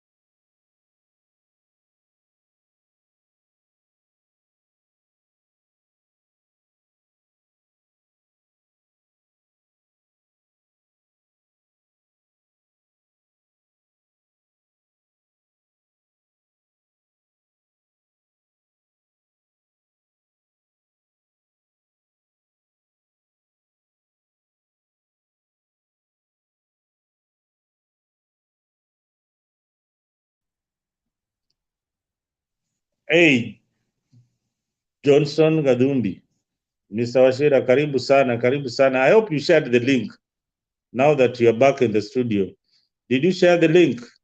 No. Kenya Rebel, did you get the link?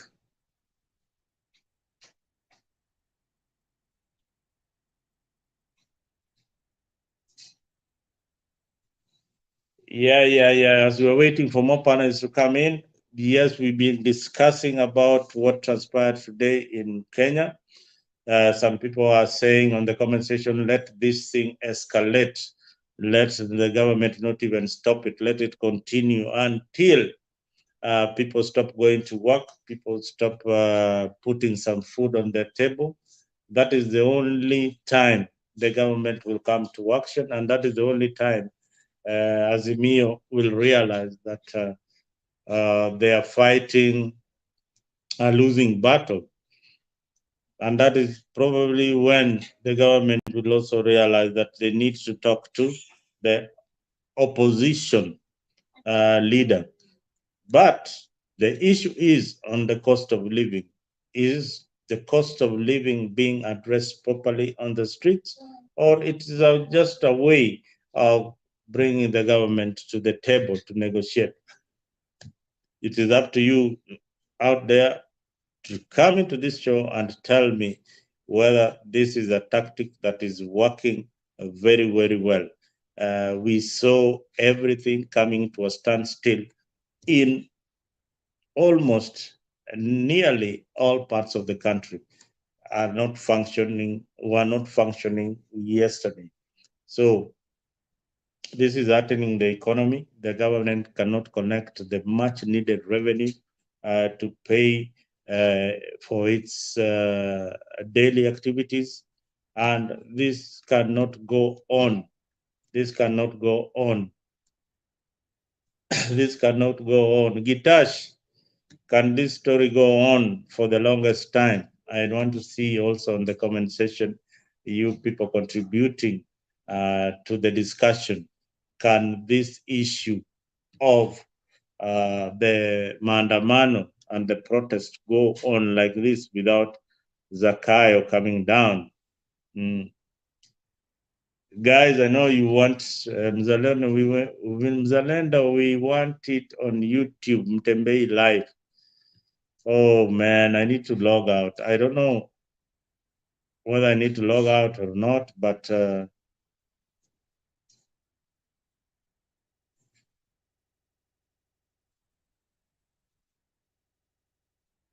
no, it has no. Alex has got the liberty to be wherever he wants to be. We don't force him to be on this particular show. He can be on any other particular show that he feels comfortable. So for us, we are going to continue with what we know best, that is discussing the way forward for the country. The anarchy that is being propagated by government is not the right direction. Perhaps people are excited on the other end. It is becoming like a soccer match uh, between Arsenal and Manchester United, as I analyzed earlier on. We have these guys cheering on this other side, and we have got these other guys cheering on this other side. So at the end of the day, the referee is the government. The referee is the president of the Republic of Kenya. That is where the buck stops. The buck stops with the president of the Republic of Kenya. He must call his house to order. He must tell us exactly what he wants to do with the demands of Azimio. Being the gentleman he is, he needs now to call the Azimio leader and tell him, hey, my brother, they call themselves brothers and sisters, my brother Raila, let us talk about this country in the best way. You have got numbers in parliament. If it is the cost of living, we can discuss it in parliament. I mean, that is the only way civilized people talk about issues. Yeah.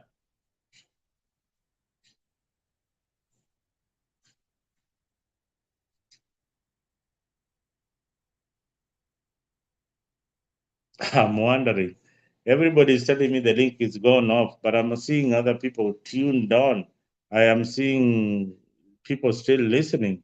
Kenya Rebel, please tell me what's happening. Are you able to get the link?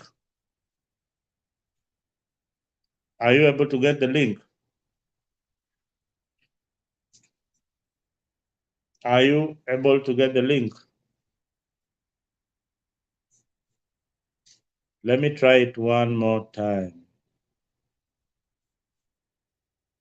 Let me do it the awkward way.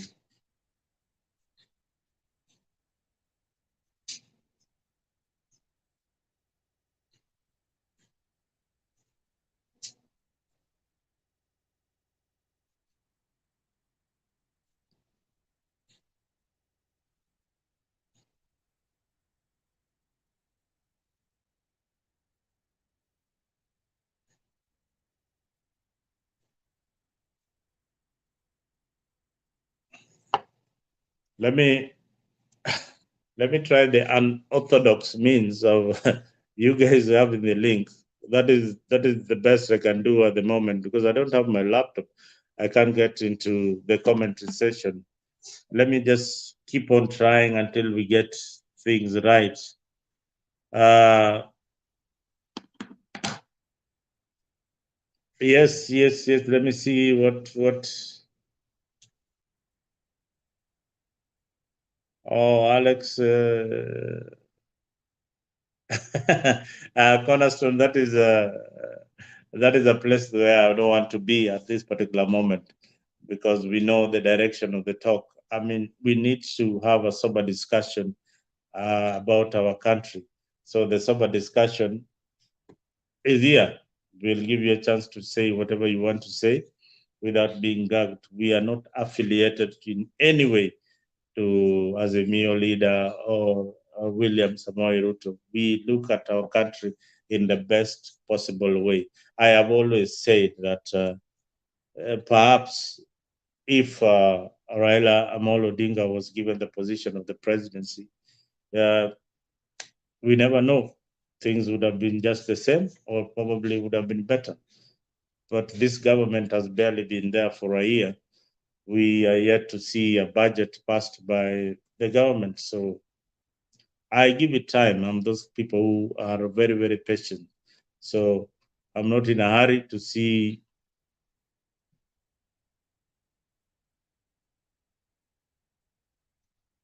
I'm not in a hurry to see.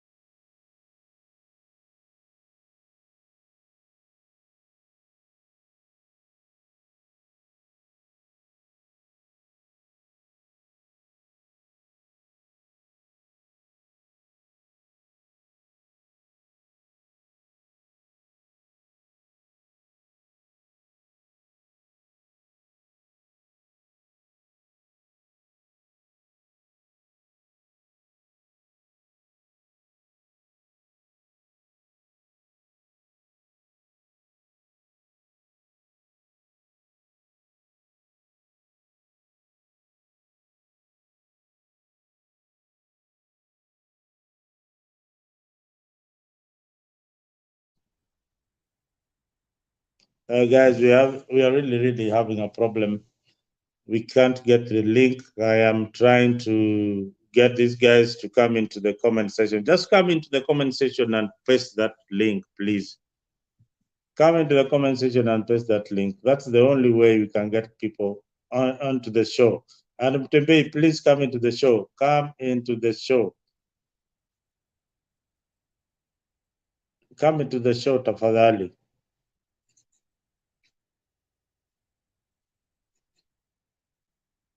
Come into the show, tafadhali.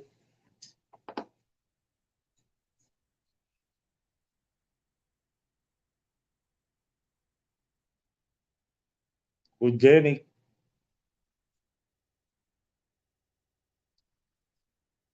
The financial bill is the one causing a lot of ripples in Kenya today.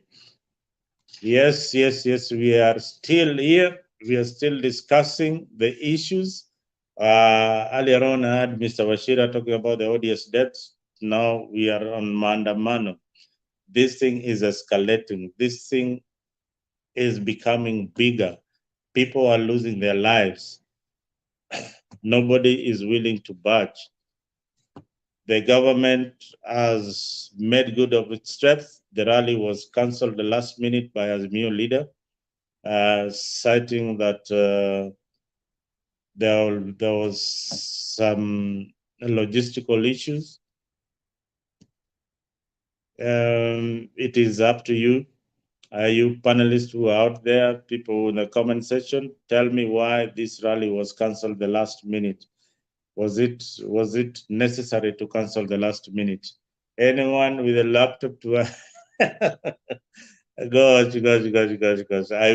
I wish mine was working. The camera is not working. That's the reason why I am really having a hard time. I have to log into my phone and all that. But I believe next week tutakuwa sawa, ama tomorrow, kesho laptop itakuwa iko sambamba, tunaweza ingia kwa show na tuweze kuzungumza vile tunawezataka. But for now, let us just talk the way we are talking.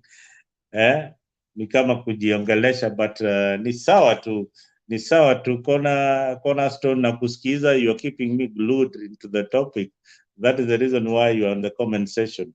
And I also want you to get into Butembei and share it with the people who want to come into the show. I have time and again told them to come in. Tafadhali ingieni kwa show tuweze kudiscuss hii maneno. Guitars, the link was posted by Alex. Tell them to scroll up. You can guitars, you can also copy the link and paste it down there. Wewe kama mzalendo, rent a laptop for now. Da rent wapi bwana? Hapa ni Marekani, you don't rent, you buy. Unanunua laptop. But anyway, laptop hiyo sio shida. Shida ni kamera yake imeharibika. So for now, I have to use this particular phone that is really bringing a lot of issues. So many people cannot log into the show because of the technical itch. So as we experience the technical itch, I still need you to discuss the issues that are happening in the country in the comment section. I'll post exactly what you're saying on the comment section. Cornerstone, kama kawaida, unashangilia kabisa. Gitash hajawahi kosa kwenye show. Mtembei has finally come to post the link. Johnny come late, umekuja late sana buda.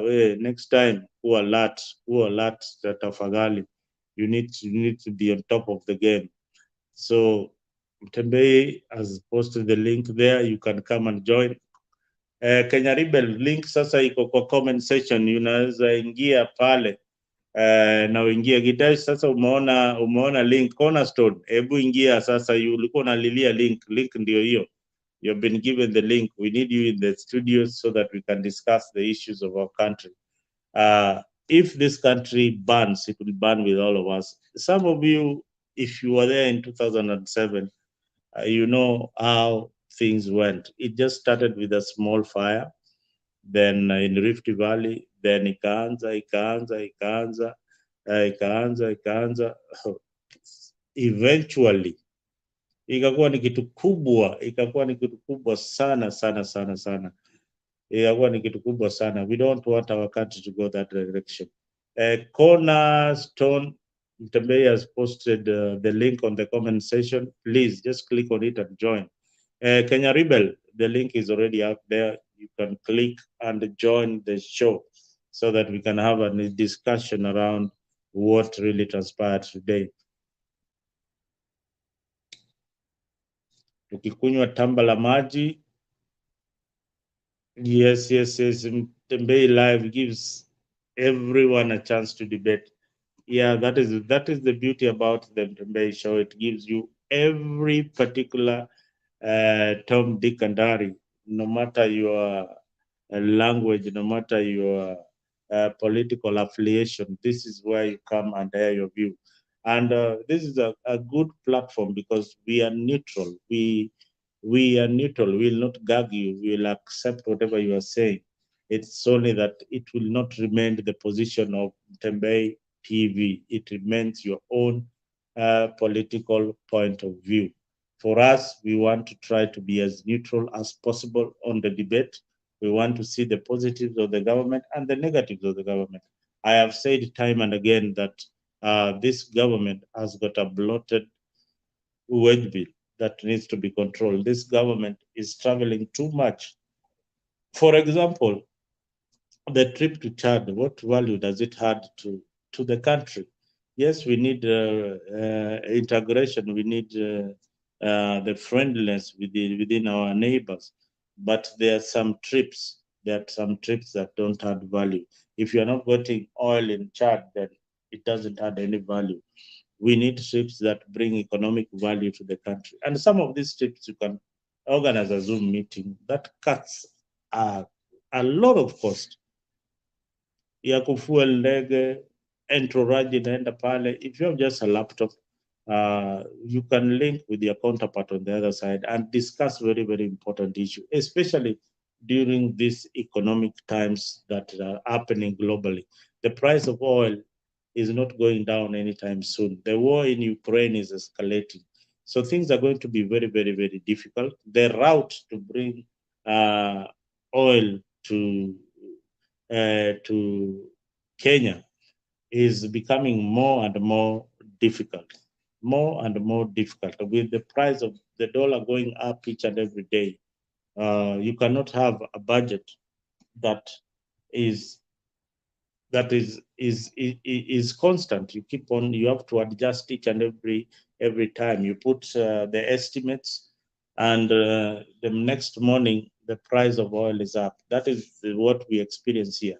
Today I bought gas at this particular gas station. Tomorrow it will be different in the same gas station, but a different price. And the prices are different in almost all the gas station. Yes, Cornerstone, I hear you, but you were supposed to come in the studio. You have not come in the studio. The link is here. Mtembei has copied it even here in the comment section. But you guys are shying away to come and discuss the most important topic, that is the maandamano that happened today.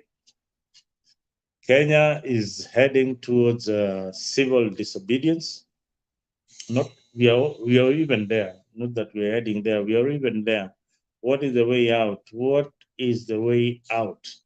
This thing is going to escalate. This thing is going to be big. Some people want it to be big.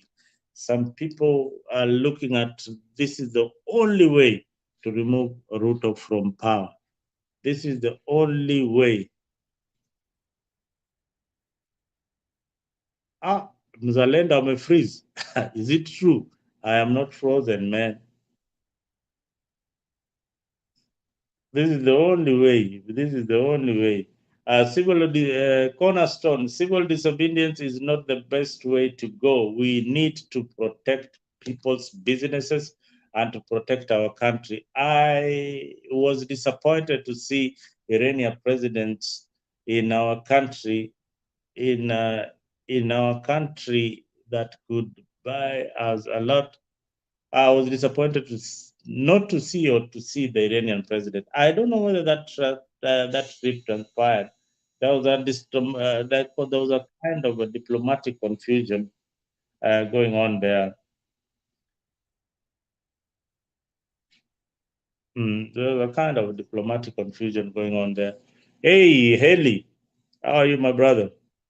From another mother, long time. Haley, can I'm you good. hear me? Yes, Can yes, you hear I me? can hear you. I can hear Oh, you very okay. well. How have you been? Um, I've been good, but very sad about the outcome of the protest today. You know, Mm-hmm. I'm very sad that more lives were lost. Uh, to me, because of the indiscipline of the security services in Kenya. I think we have a permanent secretary who is from Luo Nyanza. I feel very ashamed about this. Reminds me of the days of Ezekiel Oyugi in Moi's time. Terrible. You can't Oh, shoot one, two. You shouldn't shoot anybody just for the mere reason that they're protesting, which is anchored in the Constitution. I know that you and others have opposite views about this, but for me, I am terribly disappointed, that this happened today. Yeah, it's nobody wants anybody to lose their life because of a demonstration. We need policies out there to protect life.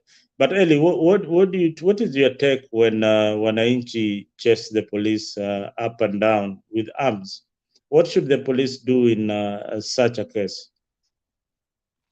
I don't, I cannot answer that question as effective as the police should answer that question because they're the ones who have the mandate, the legal powers to know when to defend themselves or offend. In this case, I think they literally offended people because we know this by history. This is what happened. Those people were not okay. I've seen people with the catapults and throwing stones.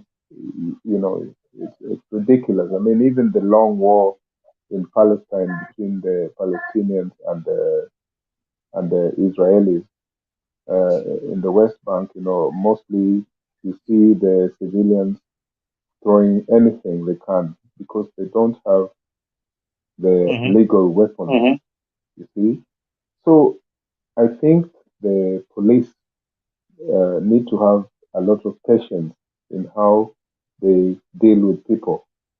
I remember during the 2007 2008 conflict, there was a particular GSU officer who managed to calm down people. You remember that clip? Yeah, I In remember 2000. I remember the GSU was GSU was awarded awarded a Yes, he medal. was celebrated. a medal. Yes. All Yeah, he did was speak to people. And hmm? You know, and the people were calm and they understood him. This people are angry, and the worst thing you can do to people when they are angry is to confront them with with arms. Because some of them are they will respond to that. They don't fear. People are not afraid anymore. You see, it actually destroys the whole purpose for the protest because it makes the people who were protesting look like they were just a bunch of violent criminals. Yeah, Now you know the other story. yeah, I'll give you this last one before mhm. you respond to me. Is the fact that there is intelligence, as Raila Odinga said, that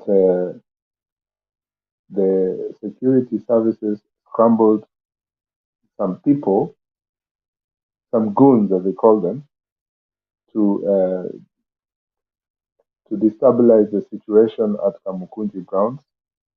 In fact, they destroyed equipment there, and they then confronted Wananchi, and they started shooting at random. So you wonder, why would the police even want to do that? What is the specific objective? Because tonight we're not even supposed to be talking about this. I think we're supposed to be talking about, you know, um, what happens after the protest. What is it that they want to achieve? What is it for Kenyans? Things like that.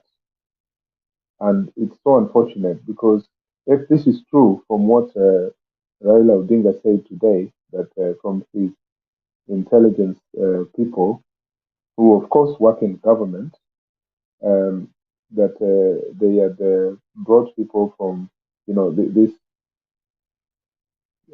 these tags, just like Sonko, the way he used to say that they used to use tags, to then make ODM and the other band look bad. This is believable stuff, and it's so unfortunate. I don't have any words to, to add, in terms of people who have lost their relatives today. It's very shameful for a person purporting to be president to behave like this. And in fact, the same thing is happening in the border areas between uh, the Nandi, Kalenjin community there, and the Nandis and the Luos around Sondu, Moroni. There's been bloodshed there today. It's a script that no one wants, because all we want is, um, people are shouting about something that is, um, reasonable, and it should not be responded with, total chaos like this. For me, I think it's the government that, the state machinery caused the chaos. It's not the Wananchi. The Wananchi responded because they were angry with the situation. If you give those people, you know, security and say, look, we will march with you. We're the police. This is us.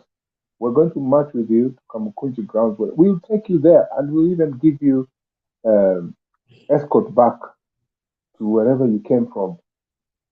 I am telling you, that will be the day that, things will then now change. But these people, they come there and it's as if they have toy guns. You see them shooting randomly, they're wasting our tax. Well, not my tax because I don't live there, but, wasting the taxpayers' money, shooting aimlessly, just wanting blood. No. And, Well, as Olekina said in that last interview, where he was matched up with, Malala and, JFK show, um, that this might lead into something very, very dangerous because of the way it's going. And, it looks like, Mr. Ruto knows this. I don't know if this is what he wants. It doesn't make sense. It does not make sense. And when you when you go onto the social media platforms, there are people celebrating. They're celebrating that, some 9 people lost their lives. Those 9 people, they could be supporters of either side, but they're dead. And, so I'm very, very, I'm very disappointed. I'm angry about this. Um, yeah. I think I mean, everybody from what we were seeing on TV, on social media, I said it's like a football match between Manchester United and Arsenal. Everybody trying to cheer their side on. But when you see what the vandalism that was happening in Mlolongo area, um, if this thing escalates, it will no longer be an issue of the high cost of living. This is something escalating, transforming itself into more of a tribal kind of violence and political posturing between Azimio and Kenya Kwanza. It will no longer be uh, about the price of unga, about the price of essential grains, but it will be who has the numbers, because that is what I read from most social platforms, is who has the numbers. And when the streets are empty, the way I'm seeing the streets empty, the hustler who is supposed to do some job, if this continues for a whole week, as the Mio leader will have to do something to his base, the same as to Kenya Kwanza. They will have to pick that phone and call Raila Odinga and ask him, hey, what should we do? If you are sitting as the president of the Republic of Kenya, Eli, with all the knowledge that you have, and the experience that you have from interacting internationally, what should the president do at this particular moment? Thanks for that question, Mzalendo. It takes no rocket science to say that this person who is purporting to be president, but for the sake of you, I'll just call him president because uh, you guys elected him. But being a moderator, I will not put you into that. I won't put you into that box. I will just call him president, just for the sake of that. Um, it's no rocket science. He should pull back. From what I saw, that memo or letter that has been the press release that has been issued this evening by the security minister Kitiri Kindiki is very unfortunate. It's very political. The language does not even pass the test of prosecutorial if he decides to arrest Raila Odinga and so on and so forth. It sounds a bit of a language of, say, Gachagua.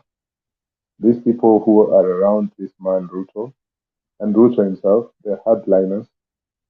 Um, this is something where Mr. Ruto has to pull back, and if need be, him and Mr. Odinga need to talk as soon as possible because uh, if they don't talk, it's going to turn very nasty because there are people within the security system who might take one way and the other side will take the other way. And everyone will be fighting for their own interests. So I know that this can happen because it has happened in Kenya before. It took Kofi Annan to quell things when something was predicted to end within weeks, because usually they say Kenyans riot or protest for 2 or 3 weeks. But in the case of 2007, it went on for 3 months, you know, and we were just lucky that it did not end up being like the Rwanda situation. Okay, so so I think that there's people we shouldn't just talk about the the, the, the so-called president, you know, because for me, I think this is a time when we involve the executive leaders of the other parts of the country. You know, so for example, the governors, they should be speaking amongst each other to see how they can address these issues. You know, like governors be involved in the civic process to allow people to protest peacefully, even though the security arms are a national property of the state. The governors can impose some kind of effect to make sure that they work with the security arms in their regions so that the national so-called government that we have now does not overimpose itself. Because I think this is what is happening at the moment, that the orders that are coming from Kindiki and the permanent secretary, I can't remember his name, he's from somewhere in Nyanza, um, is effectively causing this problem. And we know the script. They will then blame a person from a community that is perceived to be in the opposition, and that's a very easy thing to do. Previously, they've blamed, I'm sorry, but I have to talk this very plain language, that they blamed the Nyanza people for, you know, causing mayhem and chaos in the country. But we saw today that the protest was national. Probably the only place that it didn't touch was the parts of the northeastern province, but it was strong everywhere. Everyone says that the Akamba community continue to surprise them, but we know that Cumberland is a hub for many serious economic activities. And so they have a big interest for what is happening to their own community. So I don't, where were the lures in Cumberland, because it's always these people of Nyanza are the ones causing chaos. That is the usual chorus. So going back to your question about what would someone do if they were, the president or they were presiding over this nation, I think it's not rocket science what to do. It's time now they decide to sit down and face each other. Raila knows what he's talking about, and Ruto has his objections. They need to sit down and square it out.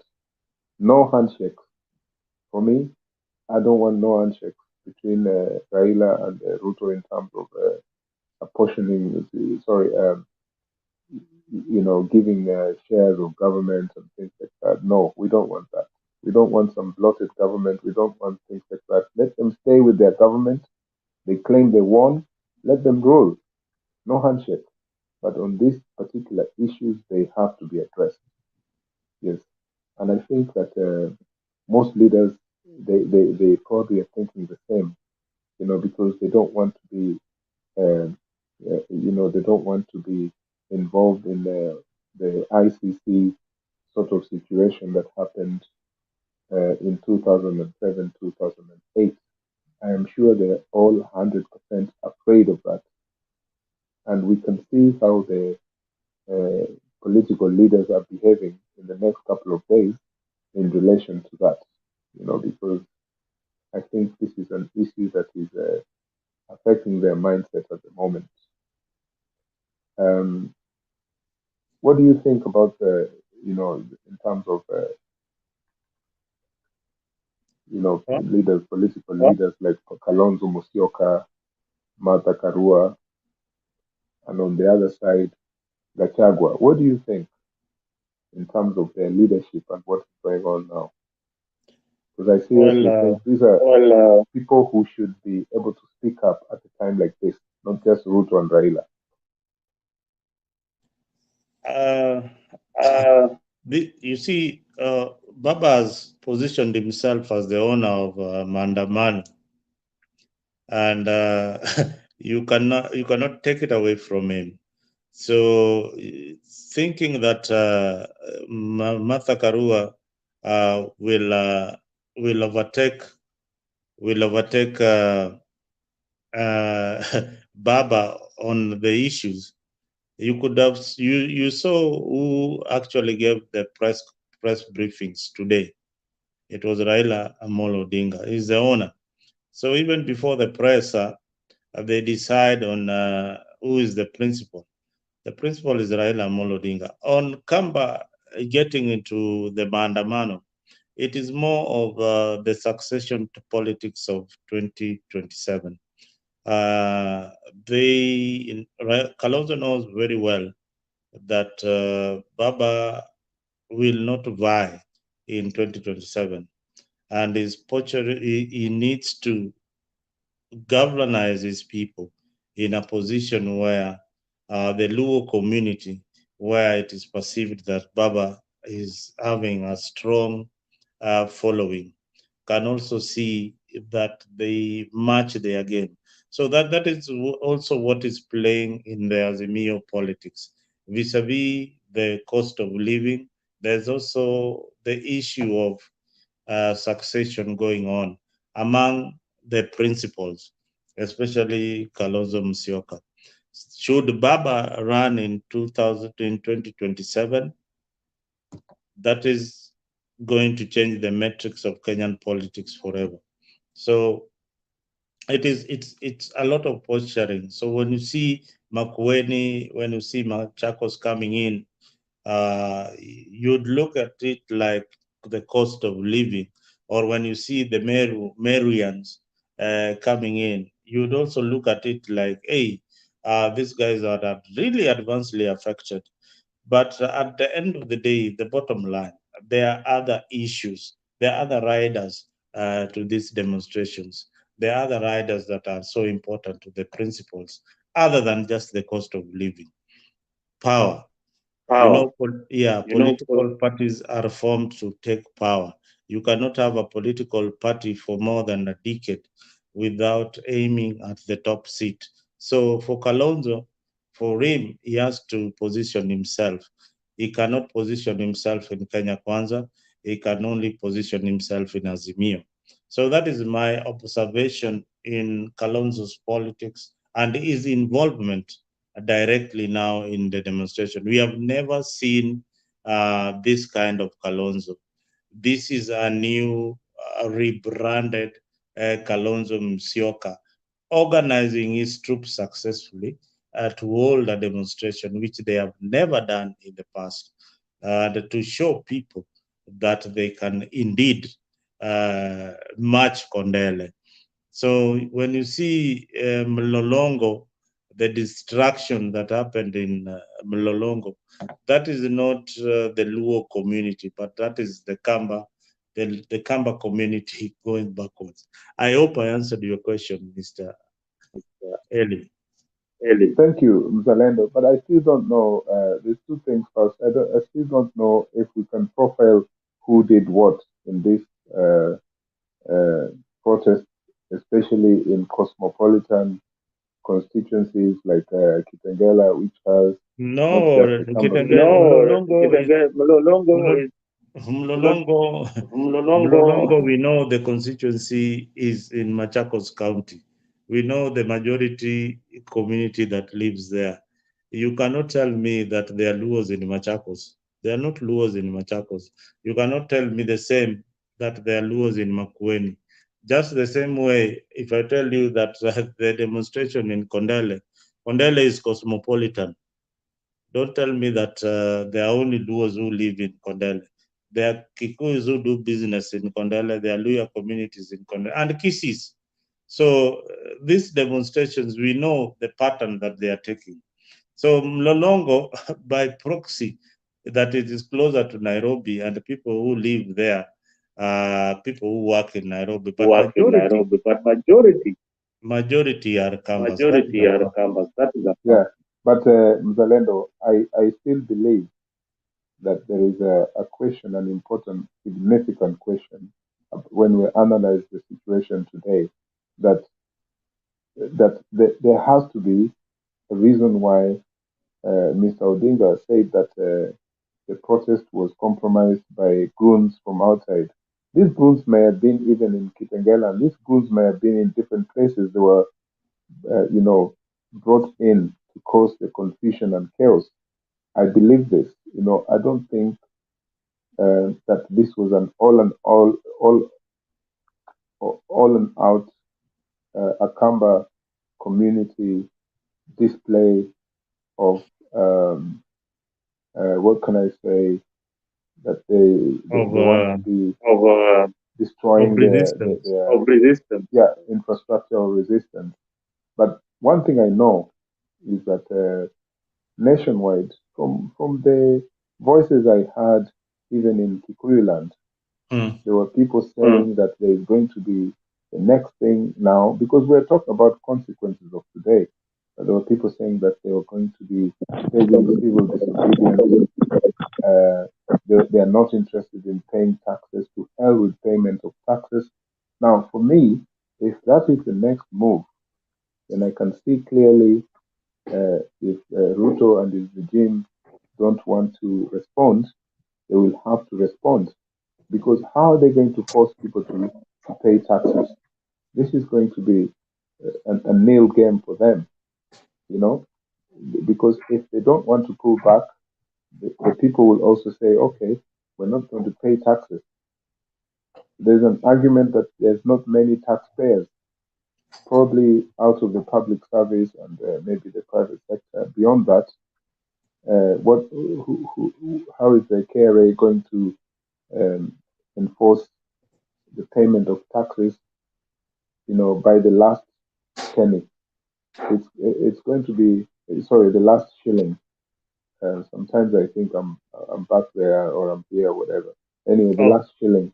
And the last thing I wanted to ask about sorry, I know that you have a new person there, a new panel member there, but I wanted to applaud, people in certain parts of the country who decided to protest by holding dance sessions, skipping, playing football. Those were matatu drivers and taxi drivers, and I think I was impressed, by that. And in fact, the protest in Meru was something else. I didn't expect it to go the way this was something spectacular. But especially the people in most parts of Central, who were, playing football as a protest. People keep laughing at this Jeremiah Kioni with his sufuria, but to me that is a big thing. It's a bit of like a Gandhi way of protest, and you don't have to protest violently if you're confronted by the forces of state. So I think we have to applaud the people who held those peaceful protests as well. Thank you. Yeah, I agree with you. Hey, Washira, thank you for coming to the studio. Can you put your mic on? If you have, you're back. Johnny is back. So, Can you hear me? yeah, we can hear you. Thank you. Put your mic off for the time being. I will invite you to say a word or two. You have been, Washira was here earlier, and we talked about numerous things. But now you brought another angle, Mr. Washira. In parts of Central, people demonstrated in a different style that has never been seen. Instead of running battles with the police, they decided to play football on the roads. They decided to do to have a drink on the road, something like that, because the vehicles were not on the road. What do you think, being that you're somebody who comes from Karatina? Did you have running battles in Karatina? So Nick, yeah, thanks to the panel. Yeah. So the thing, I think people need to understand. We were so let's go back to. I mean, I don't want to talk Kikuyu here. Yeah, but I would want to say one thing that happened in Central. We were lied to, and we never understood what Ruto was doing until now. So when you see people playing football, it's now because they have realized they were lied to. And they are now realizing this guy is a charlatan. And I kept on saying that all along. Ruto is a charlatan. He keeps on. I mean, you can. I mean, I use the a word a smiling assassin, and I was accused in this forum of using a bad word. No, he's a smiling assassin, and it's a tag. So, to your point, my point is, let me just declassify this quickly and say yes, Central is waking up, and Karatina, that's where I come from. People are now realizing even the backyard of Rashada, which is what I call him because he's a crook. Now people are realizing no, this is a lie, and All right. and it's going to be dirty. All right. Thank you, Mr. Washira, for that comment. People from Karatina, congratulations! You had a very, very peaceful demonstration in your own style, in your own way, and Delhi echoes Maina Kioni's way of protesting by putting the sufuria on his head as a way of agitating. That is a very, very big plus. And as Washira said, Central is now moving towards Azimio. It is now realizing that the UDA government actually lied to the people of Central Kenya. That will be seen after in the next general election if they have really moved their alliance from the UDA to now Azimio. So that is Wachira's opinion. That is the way he looks at politics. Eli here has got a different opinion, probably on the political shift of central Kenya. Is this, is this a voting bloc that can be trusted coming to 2027? Or is it the pangs of anger? Suppose Mr. Eli, we wake up tomorrow or the day after tomorrow and find the price of unga and the price of pumps gone down by this government. Will the demonstrations stop? Do you think the demonstrations would stop if the prices of commodities come down? I don't think so. I don't think so. There is much at stake. I remember when this man was going from one campaign rally to the other, way before the campaigns were even legalized, you know, with wheelbarrows and people going to the deputy president Karen home.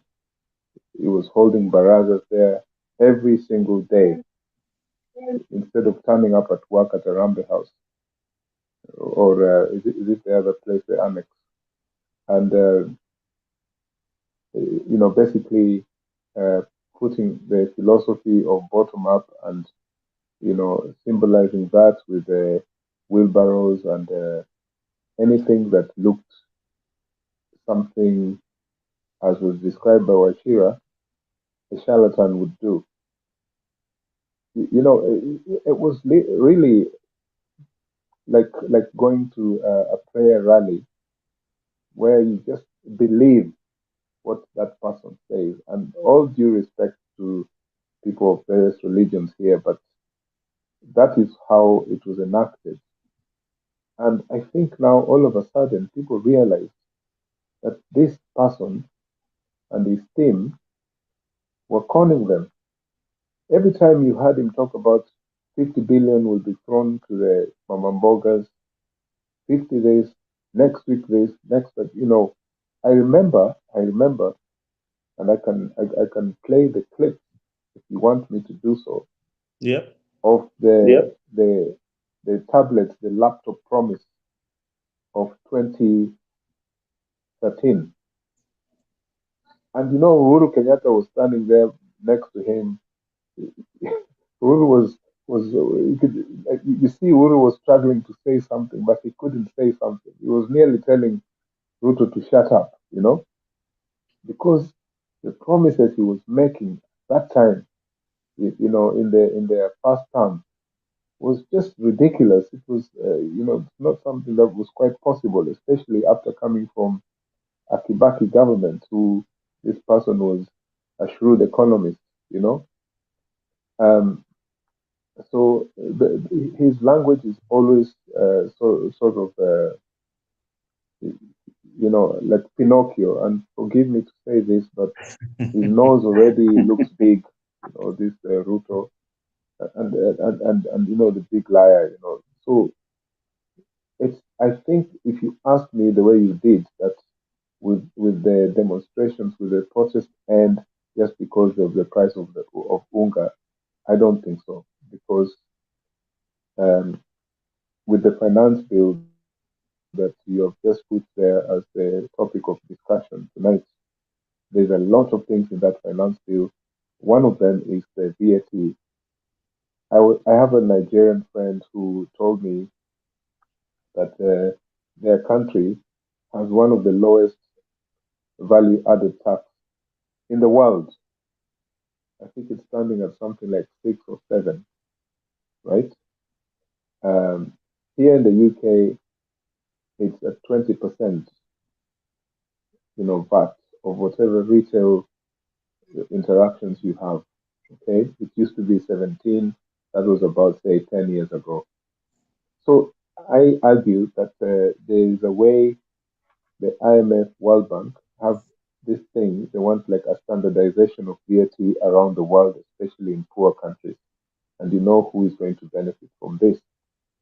And I argue that this is possibly the financial decisions that is being made by the likes of the Kenya Kwanza regime that's being backed up by IMF, World Bank, the Bretton Woods organization. Because if they were doing the opposite, if in any case this particular regime was doing something that the IMF, World Bank found a bit dodgy to them, they would speak about it.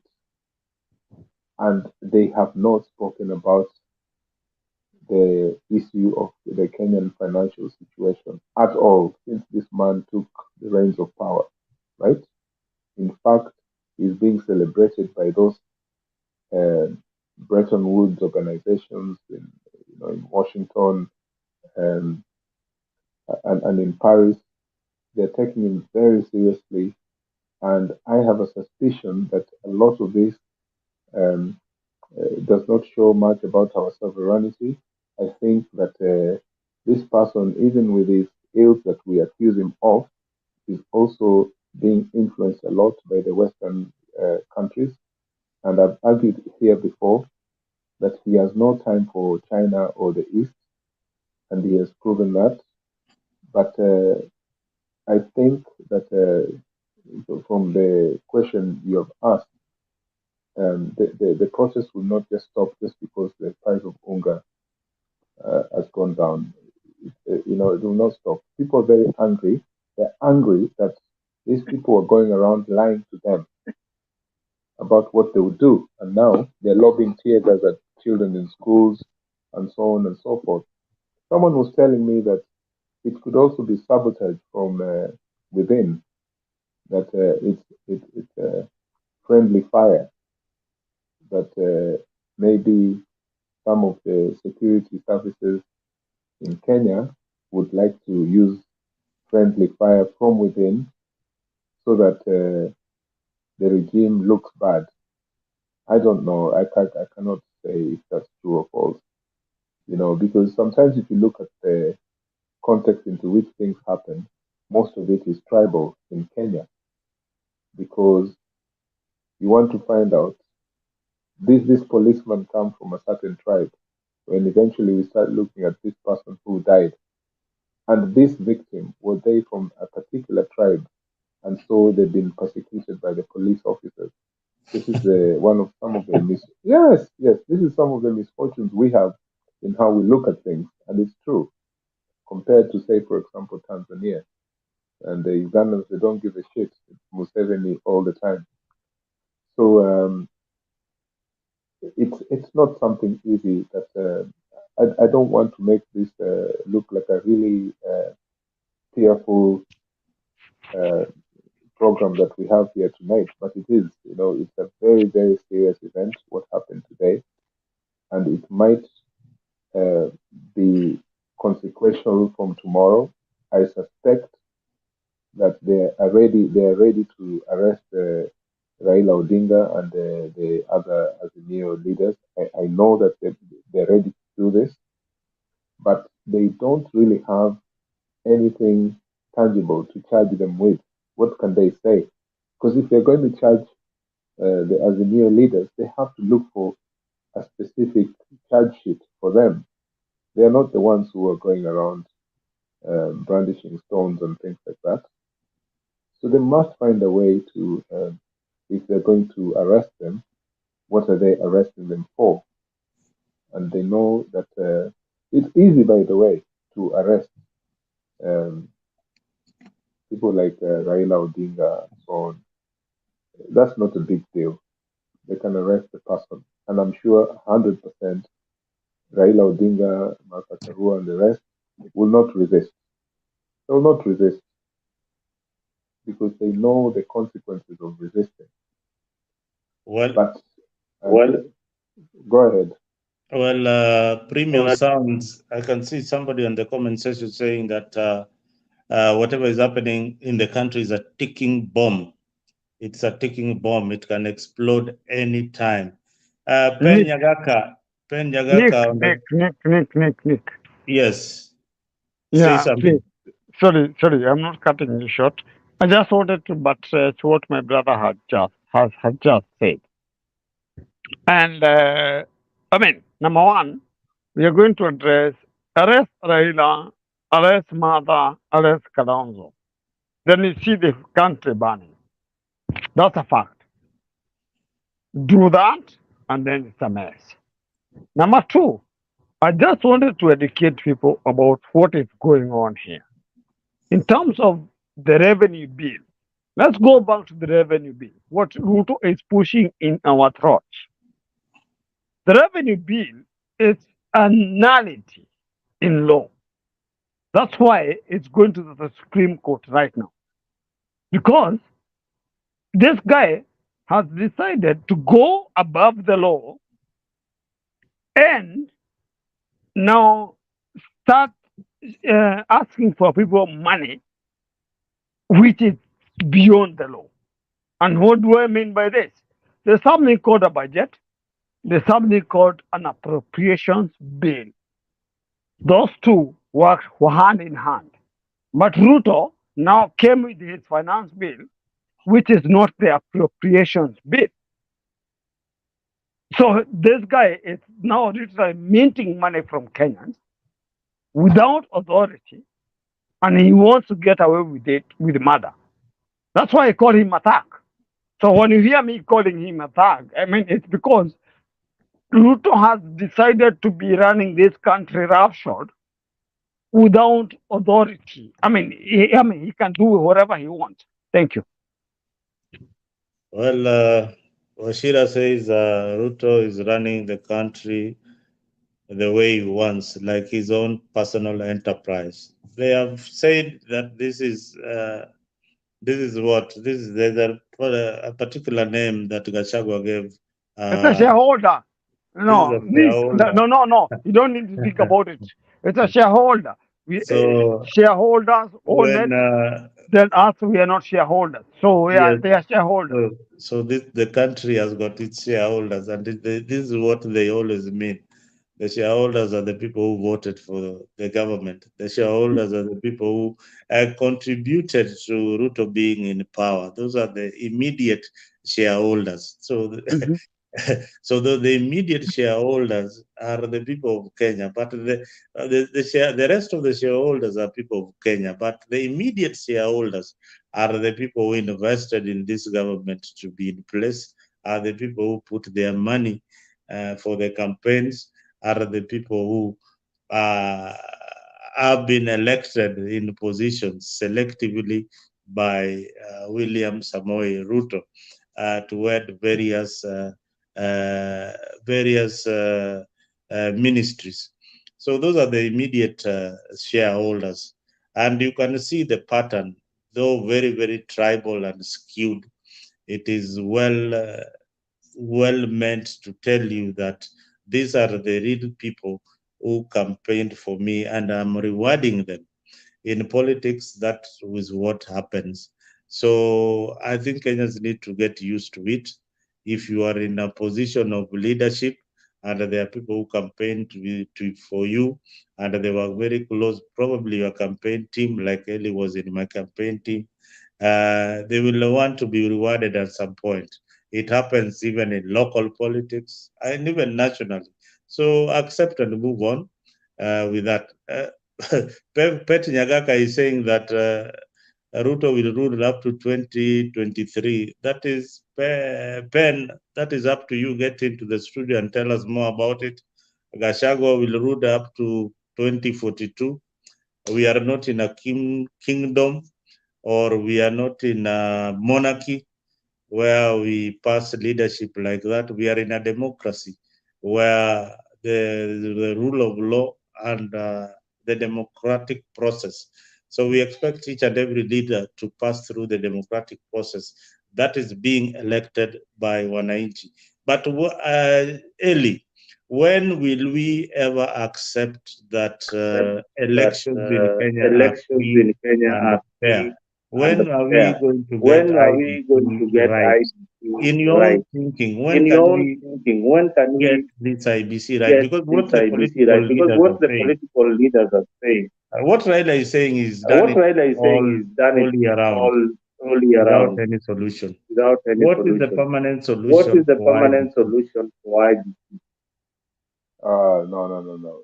Look, we've had this debate here countless times, and I think there's nothing more we can say. Personally, I can't add anything else from what I've said before about the the fraudulent nature of Kenyan elections.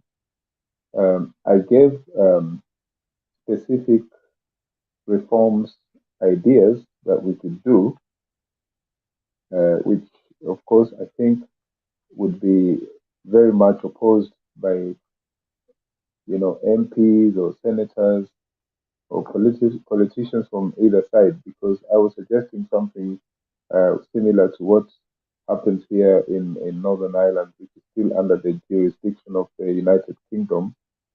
And part of what I said before, the peace agreement in 1998 was to have a devolved authority here in Northern Ireland, which has been in existence since 1998 under a system called proportional representation.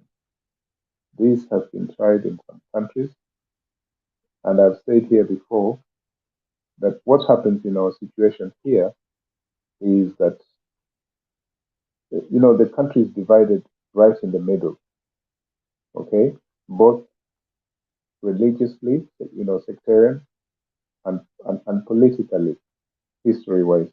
So Catholics are mostly the nationalists, they're mostly the Republicans, they're anti the United Kingdom. They want Northern Ireland to be as part of the rest of the Republic of Ireland, which is a sovereign entity. The Protestants here are unionists, loyalists, and pro the United Kingdom, and they want to remain part of the United Kingdom. They don't want Northern Ireland to reunite with the Republic of Ireland, which was a colony of Britain until 1926, thereabouts. What has happened here since 98 has managed to run this place. And there's been many times when the government has stalled.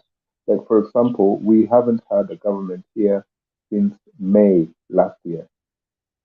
There is no government, okay? So there is no first minister and deputy first minister, which is basically prime minister and deputy prime minister. So we are literally run by the civil service here and a bit of powers by Westminster government, from London. But what has happened here since the crisis last year in May does not mean that people seriously need a government, because we've managed without a government here, honestly, right? What they do here in relation to what I would prescribe to Kenya is that because we know we have a problem in Kenya where it's the constituency of tribes, okay? This side against this side. So what has happened here is that the Catholic Protestant thing, how they've dealt with it is that one side will provide the first minister and the other side will provide the deputy first minister.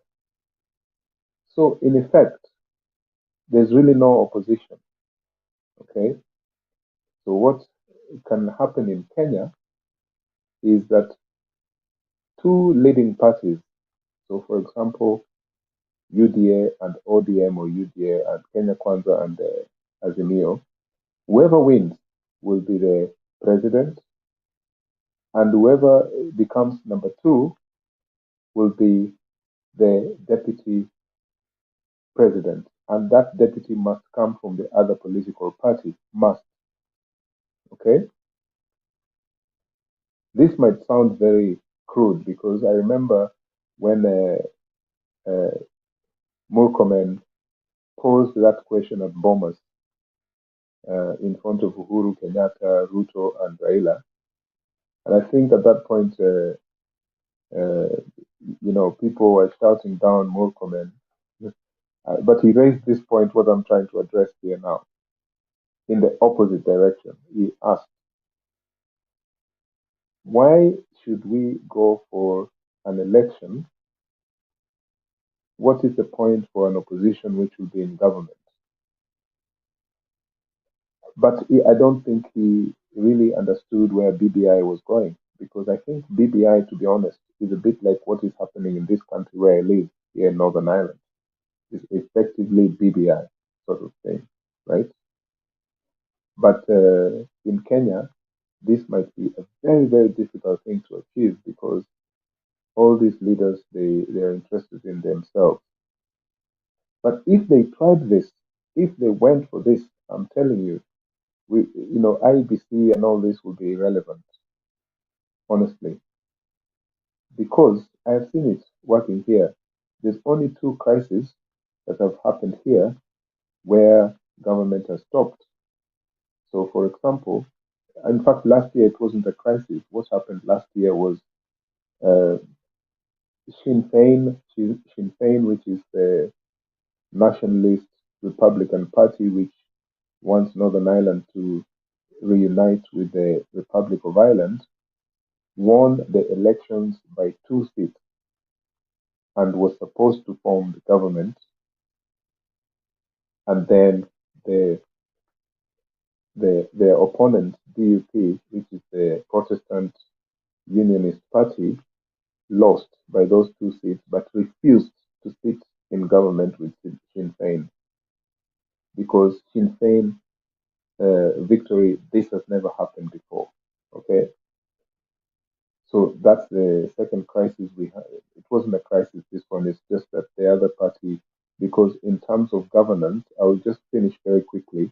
In terms of governance, after the 1998 peace process, they call it the Good Friday Agreement because it happened on Good Friday in 1998. What happened was they said that if the deputy first minister steps down or refuses to join the government, then there is no government. If the first minister steps down or refuses to form government with the deputy first minister, obviously of the other party, then there is no government. This is the big lacuna they have here in Northern Ireland. But like I said, the people don't miss governance. Everything is working effectively. There's not a single day that the civil service does not wake up. The only problem they have since May last year is there's no government ministers here in Northern Ireland. So the civil servants take the cue from the government of Rishi Sunak in London, which is not part of the peace process, because that means that things were supposed to be devolved, but now they're still going back to London. So this is a big problem we have here, but people don't miss government. The signatures are not being signed by ministers because there's no ministers. But I can tell you, if Kenya tried a similar experiment, I'm telling you, the IBC will be relevant. But this would be a massive constitutional reform because that 2010 constitution was not set in stone. I remember Michael Chelugoy, who was my, research colleague for 3 years when I came back to Kenya between 2003 and 2006. So Dr. Michael Chelugoy, a very industrious fellow, the late, unfortunately, he died a few years ago. He was the head of research at the constitutional reforms during that time in Kenya. And we spoke about these issues, especially about devolution. And he said, look, this constitution is not set in stone. This constitution will be changed many times, not once, but many, many times. In fact, as soon as we introduce it, people will start shouting for change. Okay? So I think now we need to have liberal mind in the political system in Kenya to relook this constitutional affairs that we have. This is the only way we can confront this problem of the IEBC, not just changing faces at the IEBC. Bwana Zalendo, I wanted to ask someone there in the texting panel a question. She calls herself Mary Wekesa, and she's shouting there every time Raila this, Raila that. Why can't she come onto the panel here so that we hear her voice and see who she is? Because some of those people texting Bwana, they're wasting that incredible time. They should be coming here and speaking. She keeps talking about, oh, where is Jex? Where is Jex? We know where Jex is. Jex is fine. I was even chatting with him today. Wacha kuja hapa ongee bwana. Hizi zingine za kutype maneno za ati sijui Raila this, Raila that. Come here and speak to us, Mary Wekesa. I like the way you ended by saying that this panelist should come instead of telling us that we miss. Yeah, if you miss him, you know where he is, or urge him to come. Nobody has stopped Jex from coming to the show. I think he's held up with other things. So we are only trying to make the conversation going, Mary. He's a very busy man. He's a very busy man. The least I could say in a very short way is that he's actually has a good job. But he's missing the show. But kesa akuje tu hapa aongee bwana, hizi maneno zingine. Yeah, tunawaomba tunawasii waje kwenye show ili kuweza kusema moja, mbili, tatu. Hiyo ndio maana ya mjadala, na tukuwe na mjadala mwafaka. So Eli, you've really analyzed the politics in where you are and looking at where we can improve our system of democracy. But again, the kind of constitution we have is one of the best. It's only that it has not been implemented properly, mainly because of the players. We have got these bodies that were suggested to be independent, like the Electoral Commission that is supposed to be independent. It is not supposed to be swayed by any politician. It is supposed to be an independent body. We have a judiciary that is supposed to be independent in its decision. And then we have an executive that is supposed to work for the people. So that is what forms a parliamentary system. So if we have a parliamentary system that all the organs that are supposed to work for the people, then we don't need these other systems from other countries. We need only a body that does its job diligently and as per its constitution and mandate, so that we can have a free and fair election whereby Eli is satisfied when he loses and goes home that I lost for the best candidate. Mzalendo here is satisfied that he lost to the best candidate. That is the only way we can have a good parliamentary system. But if you have a parliamentary system where the opposition is urging the government of the day that they want to be players, then there is this other lot that is left behind, the lot that is either in government or in the opposition. They just want a system that works for everybody else. If you have an IBC that works for the opposition, the government will also cry foul. If you have an IBC that is working for the government will also cry foul. So we will not have a fair referee if the players are the ones appointing the referee. If the players are appointing half of the referee and the government is appointing half of the referee, it's chaos, Eli. believe you me, it's going to be chaos. It's going to be chaos because the other side will never agree that they have lost. The other side will also never agree that they have lost the system. But let us trust our institution. Let us put men and women of integrity in this institution so that they can work for the people. I still believe in Kenya. There are few Kenyans out there who are men and women of integrity. Yeah. Early, if you're given an office, run it with you like a professional. Run it so that you know that your country needs competent leaders. You have to be the one in charge of IBC. You have to give us a president who is competent and as per the law and the constitution, because we have a judiciary that will protect you. I like what Mtata has done. He's gone to court instead of the streets. He has gone to court, and the matter is in the Supreme Court now. Yeah, that is the way. That is the only way. We need to trust the institutions that are in place. If But you Azimio see, is no. But bro, you see, people have specific suspicions about the Supreme Court. What would you say about that, or the judiciary?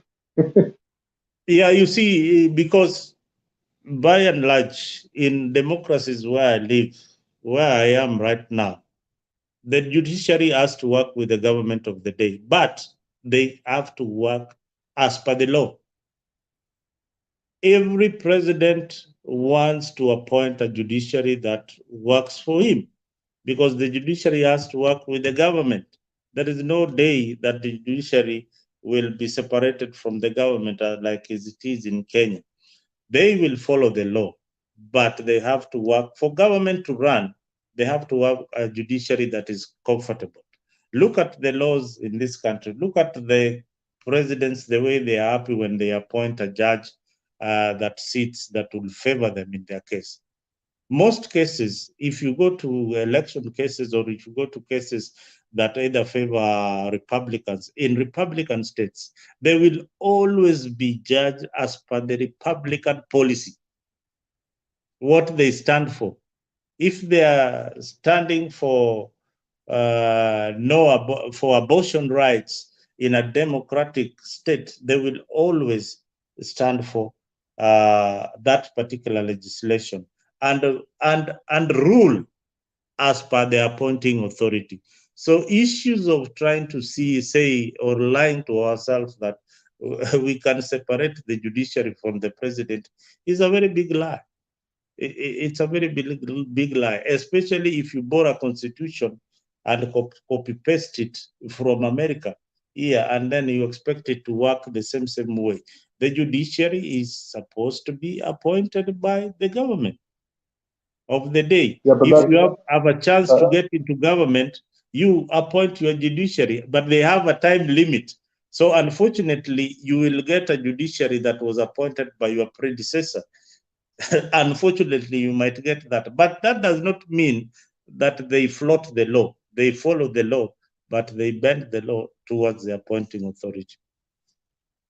yeah, okay. I will try and reverse what I said earlier on. Someone made comments there about my comments about friendly fire and the the inner workings of the current regime. I suggested that that what might also be happening is that during those protests, maybe some uniformed officers who are pro Raila may do their own thing, and other uniformed officers who are pro Ruto may do their own thing because of their profile or their ideological base and stuff like that. Unfortunately, I don't know how I came to use the word friendly fire because it's not appropriate for what has happened tonight today. And I take my words back. I didn't mean to offend. Thank you. Thank you, Eli, for that clarity. for the panelists in the comment section. Thank you very much for keeping us engaged and correcting us when you are going wrong. That's the importance of having this particular show, because here we educate each other. Here we try to learn a few things that are happening in different jurisdictions. So we are in different countries, different setup, different laws. But I always say that when you live abroad, you have a cautious. You know that whatever you're doing is wrong, and this is what is good for our country. Ellie and I have got the privilege that to have lived a part of our life in foreign countries. We have seen how their system is working. We have seen how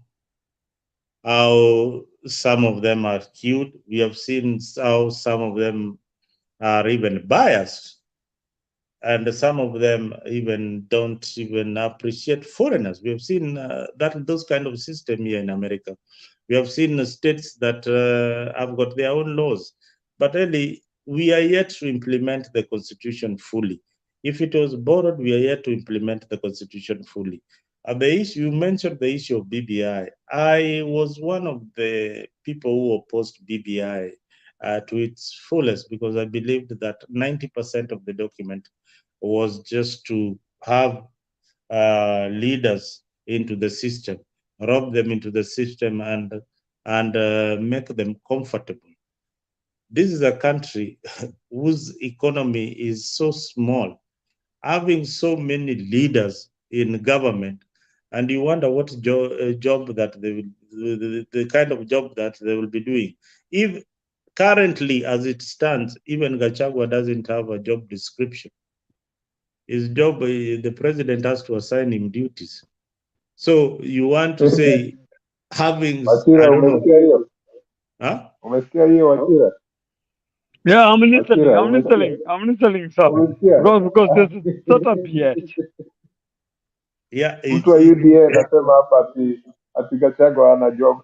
Bro, Gachagua I'm siana, just kwani so you have total never read bullshit. the constitution. Gachagua hana kazi yake anapewa na rais wa Kenya. He has to be given a job to do now, the president. That is what the president is the one who assigns it. If the president does not assign him, he does not have any job. He does not sit, he does not have any ministerial position. He does not even supervise any ministry. So it is the president who assigns the deputy the work. And that is the problem Ruto and Uhuru had. You have somebody who really wants to work, and he doesn't have any work. So what have you left him to do? Politics. Nick, can you please stop this? For Christ's sake, stop. Because you're going to stop it for one thing. You're perpetuating a myth. And my brother here behind the scenes understands what we are talking about here. Man, stop perpetuating what Ruto is doing. Ruto is a criminal, a thug. I mean, you cannot give me number one. I told people, if we want us to have a session here about what is the budget and appropriations bill, so everything Ruto is doing is illegal. Do you understand that? It's illegal. The Finance Act is illegal, for starters. If you don't know. No, I'm not the one saying it. It's illegal. Appropriations bill, I can explain to every single person in this session that the Finance Act is, that's why it's going to Supreme Court. So don't tell me anything. I'm an accountant, so I know what I'm talking about. So Ruto is a criminal as judged as we speak. All right, Wachira. Ruto is a criminal. That is the position that you hold. I don't know what you're drinking, my brother. It seems like no, it's reality. Finance bill is a criminal. No, I mean, tell me, Nick. Tell me, Nick, why that has gone to even the Supreme Court. Because it went to the. Let me explain to you. It went to the High Court. The High Court ruled on in favor of Okiya Mtata, and the matter has now gone to the Supreme Court. I think the Yes. government has taken So the matter am I to the saying Supreme Court. something different? No, you have Why are said you the trying matter. to suggest Yes, yes, something you are different? right. Yes, you are right. This matter is before the court. Yes. And let us wait for the outcome of the Supreme Court. What we are discussing here today is that you acknowledge that we have a court that is working. For once, you have acknowledged that we have a judiciary that is working. Yes? Is it? True. Eli is nodding his head up there. Eddie, do you agree? True. Do you agree that we have a judiciary that is working, Mr. Eli? No. Simply because the Omtata, put something there in court, and then the finance bill was stopped. That doesn't really make us believe that the judiciary in Kenya is near perfect. No, personally, I don't believe so. I still think that the judiciary in Kenya, both the personnel, the structures of the judiciary, and the actual decision-making processes of the judiciary are seriously wanting. That we know. Nobody needs to, tell us about this. We know this. You know, I know. Even the police themselves, they say that they're wasting time taking people to court. They say it openly in Kenya. What's the point of taking a criminal to court, especially the high-profile criminal? Well, what I think will happen is that the Supreme Court will make its pronouncement. Most likely, it will be either for or against.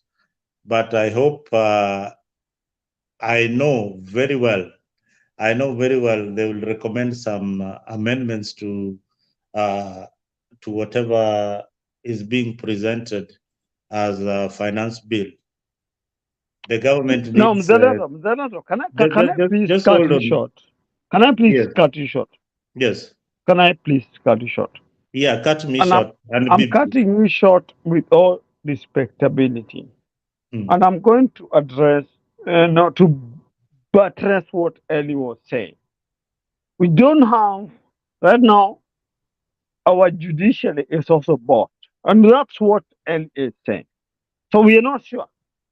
We are not sure. And that's what Ellie is saying. And I buttress him and I back him up because we are not sure. Now, the finance bill will pass because Ruto is now notorious of buying everybody. Now he even by the Supreme Court, we are not sure. That's why, and I'm saying that 1 minute. Yeah, I'm just saying everything. that's why we're going to the masses. We're going to chapter 1 of the Constitution. Go back to the masses. That's why we're marching now. Okay, Washira, let me welcome Kenya Rebel. Your friend is here. Kenya Rebel, you've been trying. You've been trying to get into the studio for the longest time. Please, can you give your submission? I will not interrupt you in any way. What do you take about whatever transpired today? Thank you. Let me say hi to Ellie. Can you hear me? Yes. Okay. We can hear you. We can hear you. Ellie and my good friend, the accountant, who always I agree on him with. I agree with him with Nokia Mtata. But anyway, starting with Mandamano today, I said it. Raila took advantage of the mood of the people as far as cost of living, and he organized himself along his with his friends, with his buddies, Martha Karua and everybody else, and they have some success in the Mandamano of last Friday and today. Actually, it's better now. It's a better performance now. It's countrywide. Unfortunately, people are losing their lives and businesses and properties are getting damaged. But like I say, the interesting part is the Busia. What happened in Busia? And I think if this thing keeps on going on, it might turn against Raila Odinga. Well, Ruto has also have to do something about it. He has to. If I was Ruto, I would subsidize most of these commodities, the price, so that to bring to bring like on the consumption side, let's say unga, mafuta, things like that, to bring the cost of living down at least for now, even for 9 months, 7 months, 5 months, something like that. Because Bro, it will thank you. It will leave Raila with nothing to stand on, because if people really don't, I don't think people outside of Azimio care much about who won the election. I think that ship already sailed. Now, with this people, my friends here, my good friends here, saying that the judiciary has been bought. I mean, that can be the case, but there's no evidence supporting that. If you were to go with the judgment regarding this finance bill and also the 50 CS that Ruto was trying to, have in his cabinet, the judges, the judiciary, the judges, they actually, held up the constitution, and so Ruto has to fire those 50 extra CS. So, are you still arguing that the judiciary is bought while they ruled against him in those instances? The finance bill is illegal, yes, but it doesn't make Ruto a criminal, because the illegality is down to the process in which this thing was being passed at the Senate. The Senate are the ones who broke the law in this case. If you hear what our friend Jimmy Wanjigi and Omtata said, okay? Bro, stop right there. Bro, Okay, stop right there. Stop right there. Mm-hmm. Yeah. That bill was never taken to the Senate. So when you're talking about that, please, no, that's a lie. It was never taken to the Senate. It was passed by Parliament, and it was passed and signed by Ruto himself. So never. I mean, you can. Okay. There are so many clips here. Senate never saw that bill. Hold on. When they were doing the third reading, who was doing the third reading? The third reading is in Parliament. For the Parliament? Yes. What's the work of the Senate? What's the work of the Senate? It was never taken to Senate. Why? I mean, no, you're not asking the wrong person here. But it was never taken to Senate. And that's why Mtata told the court that this thing is unconstitutional, because it was neither taken even to Senate. All right. Okay. So if the National Assembly or the legislative body drop the ball, how then do you blame Ruto in this? If the Senate didn't receive it, why do you blame Ruto for this? How is Ruto a criminal in this whatever? Because he's a criminal. He wanted to pass this through the back door. That's who Ruto is. Yeah, but okay, listen. The bill is supposed to be approved through the legislative body, yes? Yes. Okay. Senate didn't do their job. Senate are behind in even the Senate was never given that opportunity to interrogate the bill. So can we start from there, bro? Okay. And I ask you, why did they have that opportunity? It was never taken to them. Was it supposed to? Well, yes. It's supposed to emanate from the MPs and the Senate, who are in charge of what? Oversight, right? Uh-huh. Okay. So if they fail to do their job, why do you blame the president, who is another arm, a different arm of the government? It was twisting. This guy started twisting people from the word go, from who is going to vote for this bill, which he said in public, and then twisted everybody. It was supposed to go through Senate. It was not. I mean, it's a public knowledge. I'm not saying there's something that I'm inventing here. Okay, so, I'm not disputing that. What I'm trying to say is this simply: if the legislative body didn't carry up their job, you can't blame Ruto. The MPs that were so-called bought, okay? Raila has enough money Kenyatta has enough money. He can go and buy Osoro and everybody else under this sun. So why is Whose fault Kenyatta is coming it? here and Raila? Buddha, we are talking about the finance bill. So why is Kenyatta and Raila coming inside here? Because, There's a thank you very problem with the people of Okay, Asubiri. okay, Thank- No, okay. no, See, yeah. listen, no, I'll Okay, tell you how it Buddha, comes in. man, we can't handle this. No, hold on. The price of the cost of living did not start under Ruto. Do we agree or not?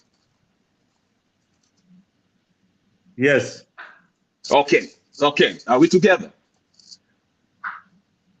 Jubilee's party, before yesterday it was ruled. Who was the head of Jubilee party?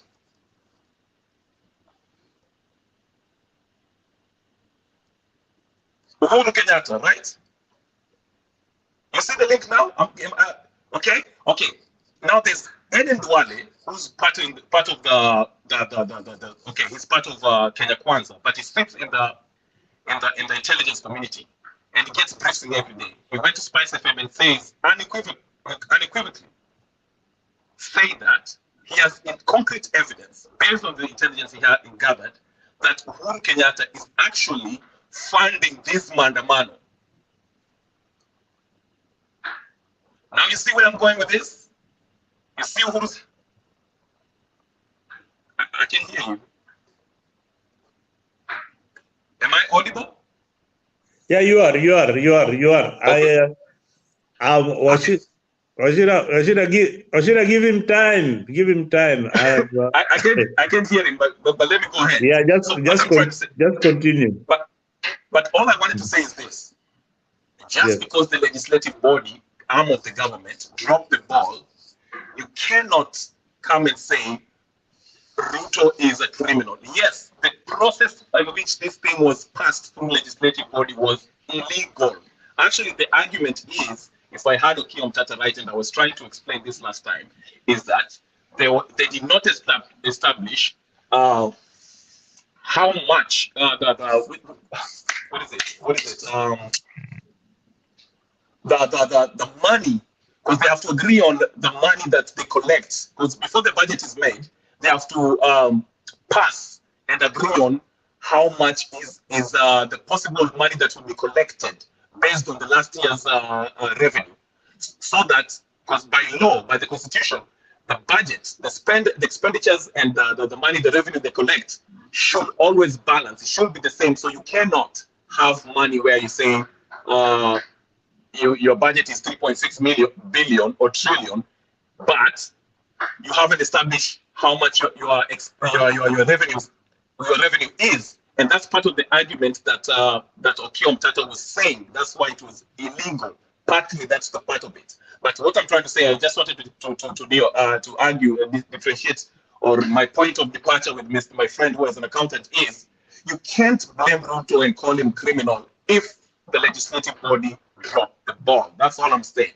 But I'll let you go. I'm sure you have a lot to say. Thank you. And Washira, you are mute. Let me unmute Washira.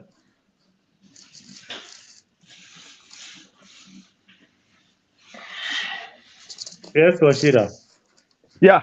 Can I? So, Mzalando, I just want to do one thing here. Yes. And can you guys hear me, right? Yeah, and let us have a civilized discussion. We don't want to have a shouting match. All right? No, it's not a shouting match. So, my friend here, he's a close brother. Yeah, I respect him. Now, we need to understand, number one, what's a budget? What's an appropriations bill? All those things. A budget is passed, which Ruto did. Appropriations deal, which he did. Then the Finance Act is out of the law. So you need to understand that Ruto is acting out of the law, and that's why we are having all these problems. How exactly is he out of the law? No, how exactly is he out of the law? Maybe just let me interject. What do you mean by when you are saying that Ruto is acting out of the law? Because first, The bills are brought in Parliament. Yes. They are debated in Parliament. Yes. They are passed in Parliament. Yes. They are taken to President for signature. Yeah. That is the process of making our bill. So let's go back. Let's go back here. Wait a minute. The role of the Let's Senate. go back here. Let's go back, Mzalando. Yes, Sorry, let's go back. I'm not cutting you short. Yes. There are two things here people need to understand. The budget is debated in Parliament, and it was done, right? Yes. And the approximations of the expenditures and the revenue. Yes. That was done. Then, now, once the budget is passed, which was done in law, then you come back. Now you take that to the finance minister, the CS, which was done. Then the appropriations bill is supposed to come back and say, okay, this is what you're going to do. But these criminals did not tell us where the revenue is going to come from. They just told us the expenditures. Go look at it. I'm not saying this from nowhere.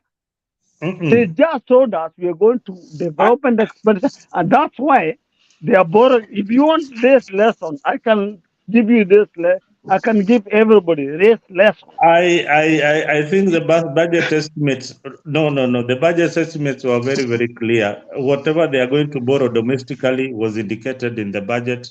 Whatever they are going to collect was also indicated, and So, whatever they intend to collect by KRA. Nick, I'm banging my table right now because you don't know what you're talking about.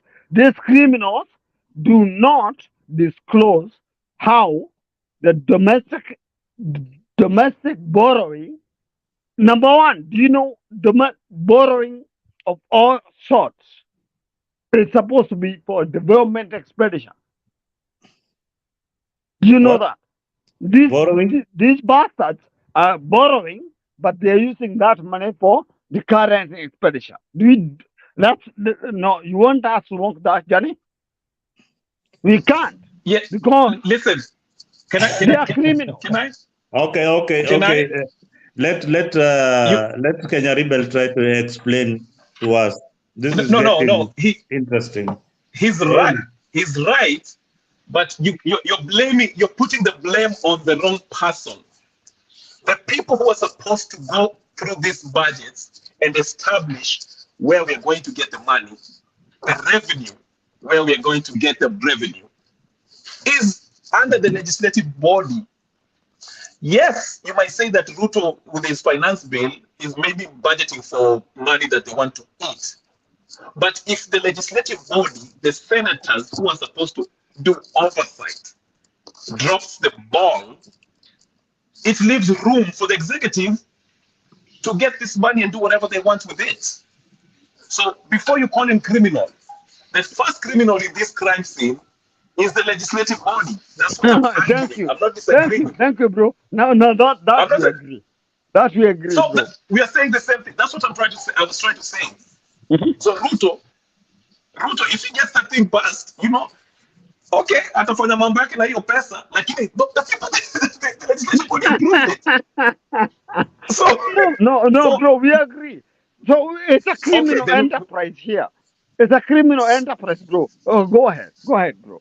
But anyway, that's why I say this whole Okiya Mtata Jimmy Wanjigi axis, or two people they should be commended for what they're doing, because it actually, for the first time, we can actually look at it. Will force the senators, legislative body to be exact, to look at how much we actually really owe, how much taxes we collect, and from that point on, we can see how much taxes may be, if there's any need of raising it or not. So it's very important. I hope the finance bill, it will force Ruto to go back. That's why I also argue this. This can be a blessing in disguise for Ruto if he wants to be ethical.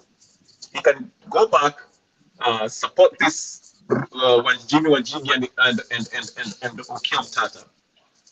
Look at how much they actually then draft a financial bill based on the findings, because the Senate are behind in their audit. They're still 2 years behind in auditing the previous spending by the previous administrations. Okay, so in that way, I agree with you. That there's no quarrel there. Yeah, I don't know if yeah. Thanks, bro. Thanks, bro. No, Zelando. So I think there was this one thing in this forum I do want Okay. to educate people on.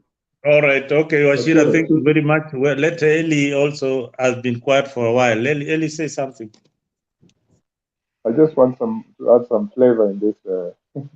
Just me and Wachira, we are the minority here today because the whole panel on the texting section, wale wana text saizi wote ni wa UDA wote.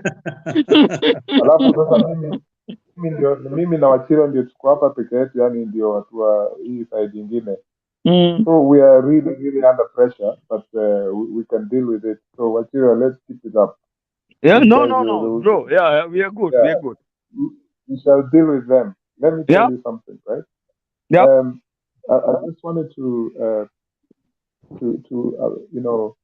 to speak about when this regime came in. These people basically decided to throw an amnesty at criminals. So you find that so many criminals are in government. And I'm not saying that Uhuru or Kibaki's government or the previous regimes had perfect people in the cabinet and so on and so forth. But this one here of this man is unprecedented. They have criminals left, right, and center. Yeah, true. God damn it. Yes, true.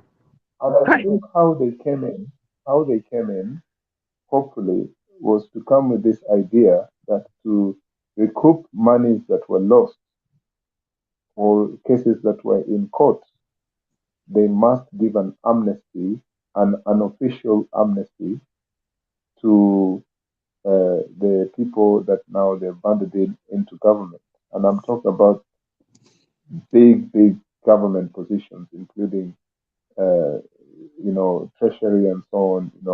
They're serious criminals. Okay. So if we look at that bunch that is in the high seats of power now, then I agree with what Wachira is saying. When Wachira says that that man is a criminal, he's basically saying that this regime is made up of criminals who can do anything at will. Look at, for example, the case of Rigathi Gachagua and the 200 million. It was returned to him. And everyone knows what Rigathi Gachagua did in Nyeri when his brother was out there dying. I won't go into that. But those who know the politics of Nyeri during the governorship of his brother and how Rigathi managed to run that county, that's another story. There's so many things that even we were told the other day by Jeremiah Kioni about the original Rigathi Gachagua of Nairobi University. These guys are a bunch of criminals. Okay, anyone who supports this regime openly as they do, I am shocked that you even have the patience for them. I am not saying that Raila's side is perfect because they're not. There's other criminals there in Raila's side. But these guys are a whole retinue of criminals. And that's why they're able to, even there are things Uhuru would not have done. These people have done within the last couple of months. And Uhuru was not even a perfect leader. These guys are a bunch of serious criminals, and that's what we know them for. And so I agree with Wakira's submission. I'm not going to go into this technical stuff about the financial bill, the Senate, the National Parliament, National Assembly. It's neither here nor there. We know about the buying of MPs, and that's been a standard for years. But we must agree sometimes, that we are being ruled by a bunch of criminals. And that's the state of affairs in Kenya today. Zelendo, Mzalendo, Say, Mzalendo, yes, Mr. Washira. can I just give me 2 minutes? I back my brother. I mean, what my brother summarized it in succinct terms of what we are dealing with here. So I know my brother here is going to, you know, counteract that, but that's and that's the reality. We're dealing with a criminal enterprise. So to my brother, thank you. My brother, yeah, he just did it the way it's supposed to be done. And yeah, we are dealing with a criminal enterprise here. I'm done. Thank you. Hey, I just wanted to say this. I and I'm a neutral. I'm not Azimio Kenya Kwanza, but I have a problem when all of a sudden Ruto, we are finding out once Ruto is the president, is a criminal. He's been criminal all his life. Okay, I mean, what's new? But to say that he is a bigger criminal than Uhuru Kenyatta, the worst president in the history of this nation, a murderous dictator who not only killed people, that's, I can care less. Ruto can steal 100 trillion for all I care. But what the Kenyatta, starting from his family, hold on. guys. No, Okay. no. Bro. I was, Okay. Go ahead. hold on. The Kenyatta family, starting from Amangina down to the family dog, should be hanged. This family, starting with his dad, the land that they've stolen. Yes, the family pet. Okay, that's why I say I find it very hard when Kenyatta was stealing money, left, right, and center. We just heard about SGR today. That's SGR money, you know. Where's Muhoho keeping that money? Okay, so it's okay. I don't have a problem with people calling Ruto a thief, but if you're going to call a Ruto a thief, okay, let's not forget somebody who put us in this debt. Not only did that, but killed thousands upon thousands of innocent Kenyans in the name of Uhuru Kenyatta. So let's be balanced in this. Thank you. I will. I Kimeumana, want to respond to kimewaka, that. I want to respond to that. kitawaramba. Kenya rebel bwana, Uh, unaramba watu hapa. You know, Kenya Rebel. haujasema Bakari Raila worked Washimoto with Eli. Raila worked with the criminal. Raila is a con man. That's the thing. He's a con man. He just wants the money from Uhuru. We know that. He doesn't even care about Bandamani. Kenya Rebel. Hiyo uliangusha Eli hapa has got a different 2 weeks opinion ago. about that. Eli, Kenya Rebel bwana. Hiyo uliangusha hapa 2 weeks ago, italeta moto hiyo ya sijui conman. Hiyo usianze hiyo. Eli, Watu wataamka sahii, kina Alex wataamka. Eli, unajua mpaka niwashe moto nikikuja hapa kidogo. Wewe usiamshe Alex. right? Washira is almost dying there. Mute. Washira, don't kill yourself. I don't know what Washira wants to kill himself on the chair. I don't know what he's saying.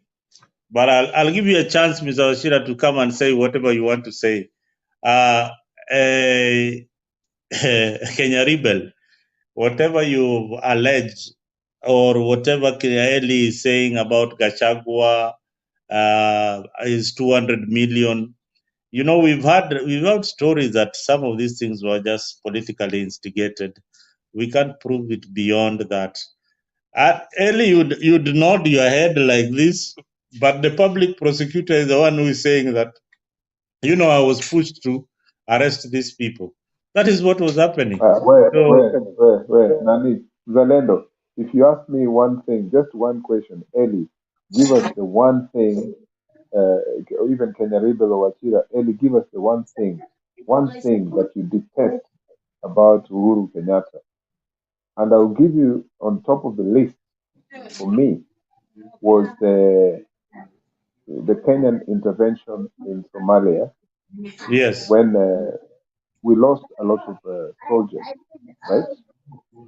And under the time or jurisdiction of Uhuru Kenyatta, there's so many families until today, they don't know where their loved ones have gone to. Kenya lost hundreds of soldiers in that attack that was staged in the camp in Somalia a number of years ago. And for Uhuru Kenyatta to stand out there openly saying that the country lost a few tens of soldiers, 10 or 20, it was the most pathetic thing. The international news media were talking about hundreds of soldiers that Kenya lost, right? And that, to me, made me think differently about President Uhuru Kenyatta. About Uhuru Kenyatta's rigging, I always blame the IEBC than the actual presidential candidate. My problem has always been with the IEBC than the presidential candidate who was so-called rigged the election, because you have been appointed to run a certain thing, and you either know what you're doing or you don't know, but always you have your own personal ways of doing illegal things, and you call yourself the chairperson of the Electoral Commission, and this has happened in Kenya so many times. But back to Uhuru Kenyatta, Kenya Riddle, the campaign some of us have done against the Kenyatta family will make yours look like child's play. I was involved a lot, even when I went back to Kenya for 3 years in 2003. We were staging a campaign which was basically looking for monies that were that were the profits that were made by the Mamangina Kenyatta family, reparations to go back to either KWS or any government institution for the theft that the scandals that happened in the 1960s, 70s, 80s with the poaching and the number of elephants, uh, even buffaloes, and rhinos, and so on and so forth, animal trophies that were sent around the world under the supervision of Mamangina Kenyatta. This also was discussed a lot in that Facebook group called Kenyans for Wildlife. There is East Africans for Wildlife, Tanzanians for Wildlife. But those were Zungus in the Kenyans for Wildlife. They shut us down. They did not want us to speak about the Mamangina case with the Kenyan wildlife because of obvious reasons. So I know when you talk about the manner in which the Kenyatta cartels or the Kenyatta dynasty has abused Kenya, yes, I do understand that. That's a very, very strong point of history that we must not forget, but we do forget. But for now, we do have this man here called William Ruto, who has got like his accumulation of wealth is well known. It's very primitive. The man, when he was under, when he was working with Uhuru Kenyatta, every big tenders go through his office.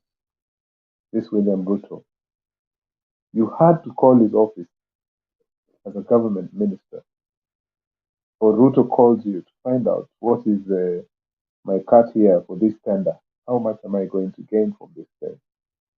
And I think that's the time when Uhuru Kenyatta decided, hey, I've had enough of this man. But again, it's a case of a pot calling the kettle black, because uh, Uhuru also has that serious problem with his own profile about criminality in terms of the family and how they got their wealth. So it's not safe for him to call Ruto corrupt.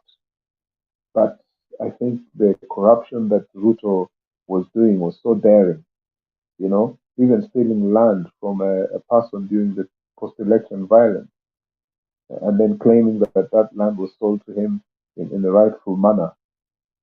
And the Kenyan pipeline story and all these things about Ruto. So, and of course, the ICC and the deaths of key witnesses like Meshach Yebei, Paul Gicheru last year.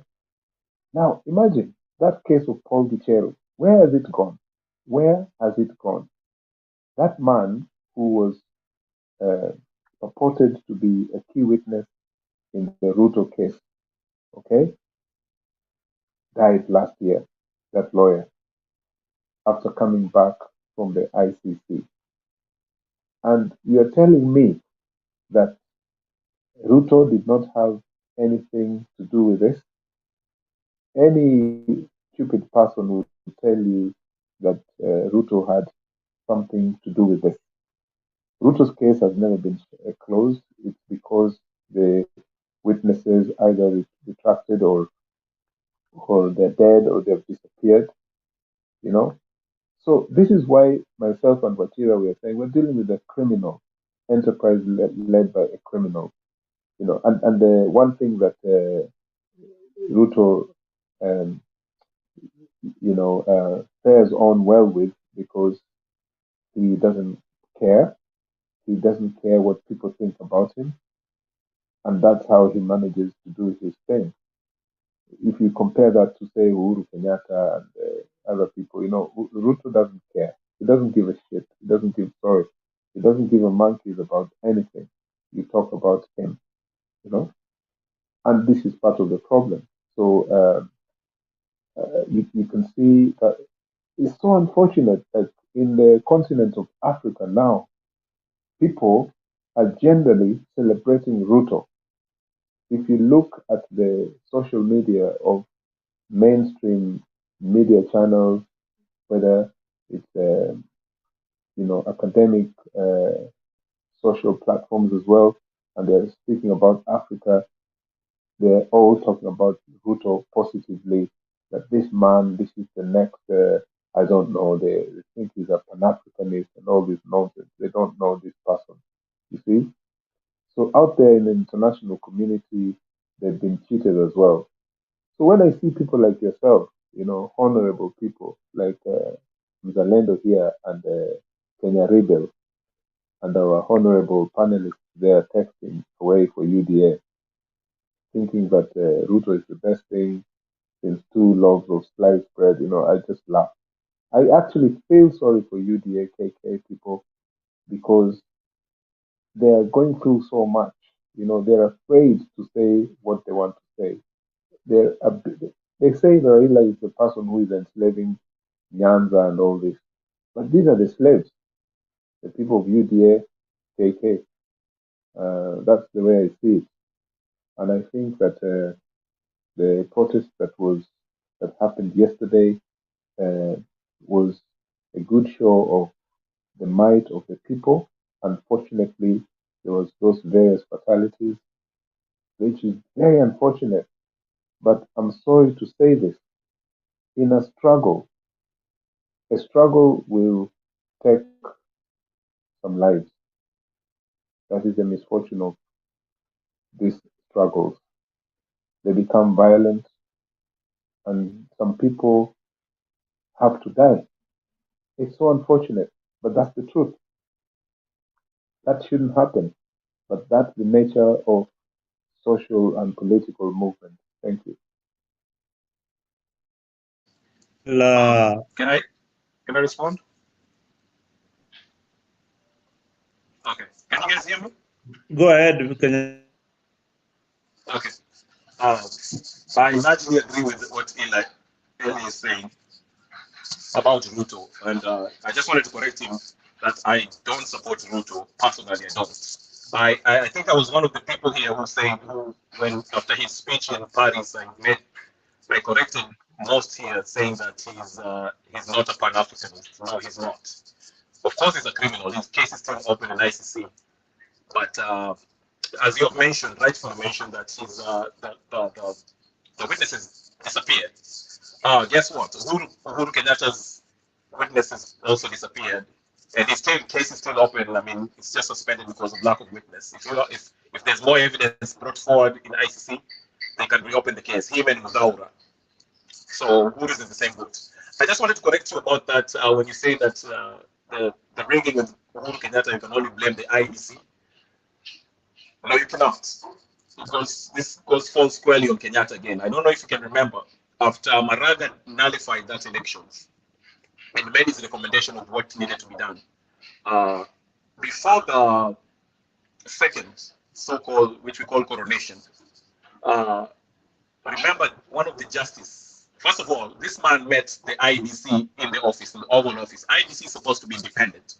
They're not supposed to be rubbing shoulders in the White House. That's number one. Number two, before the re-election of coronation, which happened on his birthday, Uhuru's birthday, October 26, 2017. What a travesty. But anyway, one of the Chief Justice of the Supreme Court, I think it was Mwita, bodyguard, was shot dead. Intimidation, that's the name of the game, in case you're wondering what I'm trying to say. That happened. And after that, Maraga, who looked very uncomfortable after that, was forced to show up on his coronation because seeing Maraga's face, how scared he looked. So no, I can't blame the IEBC for bundling the elections. This falls squarely on Uhuru Kenyatta's tactics, scare tactics, intimidation. Now, you say the Ruto is blatantly, being disrespectful and he doesn't care what people think. That might be the case. But anyway, that might be the case. But if you look at, I don't know if you forget Kenyatta, when he used to give roadside speeches at Kijikuna Matako and calling people names. I mean, this guy was I'm telling you, I think we're forgetting. Kenyatta was the most disrespectful. Ruto afadhali anajifanya ni mtu wa Mungu. We know he's bullcrapping, but at least he's evoking the God's name. Uhuru was blatantly disrespectful to Kenyans. And that was his attitude. Mtafanya nini? That's what gets me with Uhuru. But anyway, other than that, as far as what you said, I can't remember in Kujikuna Matako. You don't? There's a clip where he was drunk. Are you talking about Uhuru? Visibly drunk. Yeah, okay.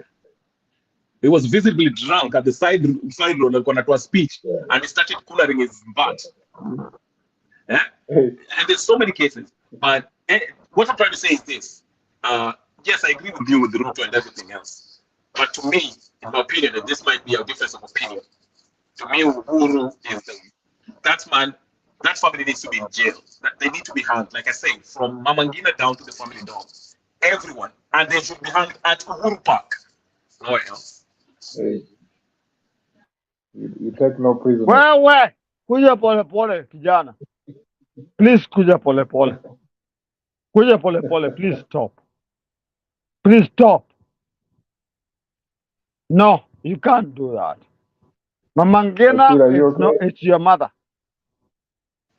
No, she's not. I'm sorry. No, she's not. She's a corrupt woman. But then when you make insinuations like this, you make insinuations like this, that Mangina should be hung. I mean, come on. Yes. I mean, let's discuss what we need to discuss. Leave Mangina alone out of this. And we should dig out Kenyatta's body, Jomo's body, and throw it in Indian Ocean, burn it, any picture of Jomo Kenyatta. I Mzalendo, think Eli, Mzalendo, Kenya I'm Rebel, in strong we are forum now out of because order. now, Let us be, yeah, dealing that's with your this young opinion. man, I'm older than you, but the way you are headed, we cannot have a conversation with you. Honestly, no. I'm sorry you're old. It's not my fault you're older than me, but I'm reasoning here. I give you the No, reasons no, why. no. Okay, guys, let's have some order here. We are on the debate of the protest in Kenya. Whatever happened in Kenya before us, let us leave it to the bodies that are concerned to judge whether Mama Ngina or the rest are. Mzalendo, let me just say one thing. Uh-huh. I will not going to have a conversation with people of this nature.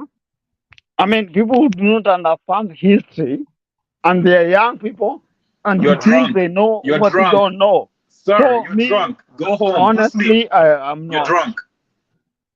Okay, No, Washira. no, you are a young man. You're drunk. That's the problem. You're drinking on the camel. Okay, Kenya Rebel. Let us concentrate on the subject matter here. The subject matter is our country. I mean, the issue of protest in Kenya. That is the thorny issue that most of Azimio's supporters are now seeing that this thing can escalate to something that Baba might not be able to stop. How do we advise the two principals, Raila Odinga and William Ruto? Because so many lives have been lost today, and previously there are other body counts. We are moving to, I don't know what Raila has said in the past 24 hours, but I believe that this matter is already being discussed in international media. I'm seeing somebody in the comment section saying BBC is really running with it, that Raila and his team have caused chaos and so many people have been killed. So they already profiled this protest as Raila's protest. So BBC is running with it, CNN will run with it, Reuters will run with it. So very soon. Zalendo, I don't think BBC implies that. BBC. I don't think BBC. Yeah, I don't think. I read the. I checked with the BBC. They did not imply that it was Raila's side that it caused chaos. Basically, the headline BBC is saying implied that Raila's the protest people are became chaotic. burning property. That is what BBC is saying. Yeah, but we have this element of a bit of a dilemma. We don't know what that means, Raila's people. When Raila himself gave a press uh, briefing where he said that there was some hoodlums, who Anyway, took over Kamukunji. I know, They were not. Eli. It They were not depends on where you all are. this. It depends on which side you support. But the bottom line is that lives were lost today. Properties were I'll burned. get my headphones. It is up to Raila Odinga and the organizers of the of of uh, of the rallies to investigate or to tell us who are these rogue police officers who are shooting innocent Kenyans who are demonstrating. It is also up to the government to investigate and bring to book all those who looted and all those who destroyed property. I think that is the only business that the government can do in order to save face. Anyway, Eli, that is what has been happening in the international media. This thing is now taking a different twist. As much as we wanted it to be out there so that the world can see that Ruto's government and people are protesting, now it might take a different angle altogether. Kindiki has also threatened to take legal action. Maybe briefly, as we wind up, I want to give you some 2 minutes, Kenya Rebel, to say something, because we have been here for nearly 4 hours. I think I don't have any much to say. It has been awesome with the people on the background. Maybe your last submission as we wind up the show. Kenya Rebel. Okay, thank you. Well, what I'll say about the Mandamano is, again, it's in Ruto's hands. He can play it different ways. He can actually do something about the cost of living by uh, using subsidies as ways of bringing commodity prices down, or he can choose to engage Raila and his clowns in this game of cat and mouse, going to the streets every week. On Raila's side, he's pretty happy with the Mandamano. You know, people are going there as more chaos, and I think there's an audio clip, and I have it on my channel, of Raila basically showing his support to the kids, the young men who are throwing back the tear gases. He's happy with the chaos. The more chaos there is, the more sympathy he will get, because people will say, oh, it's too much anarchy. Let these two leaders sit down and agree on a deal. As he said before, he wants something that's similar to akin to what the National Accord, the Kofi Annan Accord. He said that earlier. Basically, he wants a Nusumkati, and Ruto knows that. But this conman's game he should not allow to be having Nenio, right? Raila's time is over. He needs to step back. Martha Karua should retire. Everybody, Wamalwa should retire. There should be younger folks now coming in. They don't have to be necessarily young, but at least some fresh ideas. The Okiom Tatars of this world. We need people who are reasonable, not some demigods who every year they come in. If you think about it, Raila has been a presidential candidate forever. Like, that's his occupation. If you look at his CV, he is a presidential candidate. I don't know when he will stop, but he needs to. Again, to finish, how will this end? This is what I'll predict. Most likely, this is what's gonna happen. Mandamano will go on, and it will come a time when the people shall be tired of it, and they'll start turning against Mandamano. There'll be sentiment against Mandamano. We saw that in Busia. People are tired of this. They say, you know what? Enough of this. Okiom Tata showed us the way. You can actually resolve this issue peacefully by using the instruments that we have. We have the courts. I know some of you say that the courts are bought, but there's no evidence of that. We saw the courts actually ruled against Ruto. Okiom Tata showed us this thing is going to the Supreme Court or whatever, the High Court, whatever you want to call it. They'll probably rule favorably towards Okiom Tata. So that should show the Kenya Kwanza people, I mean the Azimio folks, that listen, you don't have to go to the streets and have lives lost, property damages, business ruined. You can do this through the channels, the proper channels, and win peacefully. Other than that, I have nothing to say. Thank you very much for your time, and I'll see you guys later. Peace. Hey, Kenya Rebel, thank you so much. And you need to tell us when you have your show, so that we can come in. You know, I always tell people that nobody owns the internet. If it is for building a Kenyan who is trying to get content out there, and it's your views and likes. If you have time, just pass by Kenya Rebel's channel and say hi, or even put a comment. That is the most important way of supporting young people who are trying to make it. I think it is also important for you, Kenya Rebel, to put your link out there, so Yes. that I can know where to find you. What is the name of your show? We don't know. So most of the panelists there don't even know your name, the name of your show.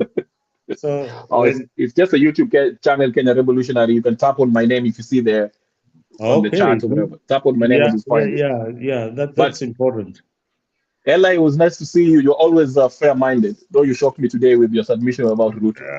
Yeah. Eli is Eli hangs he knows the truth, but also hides in the lie.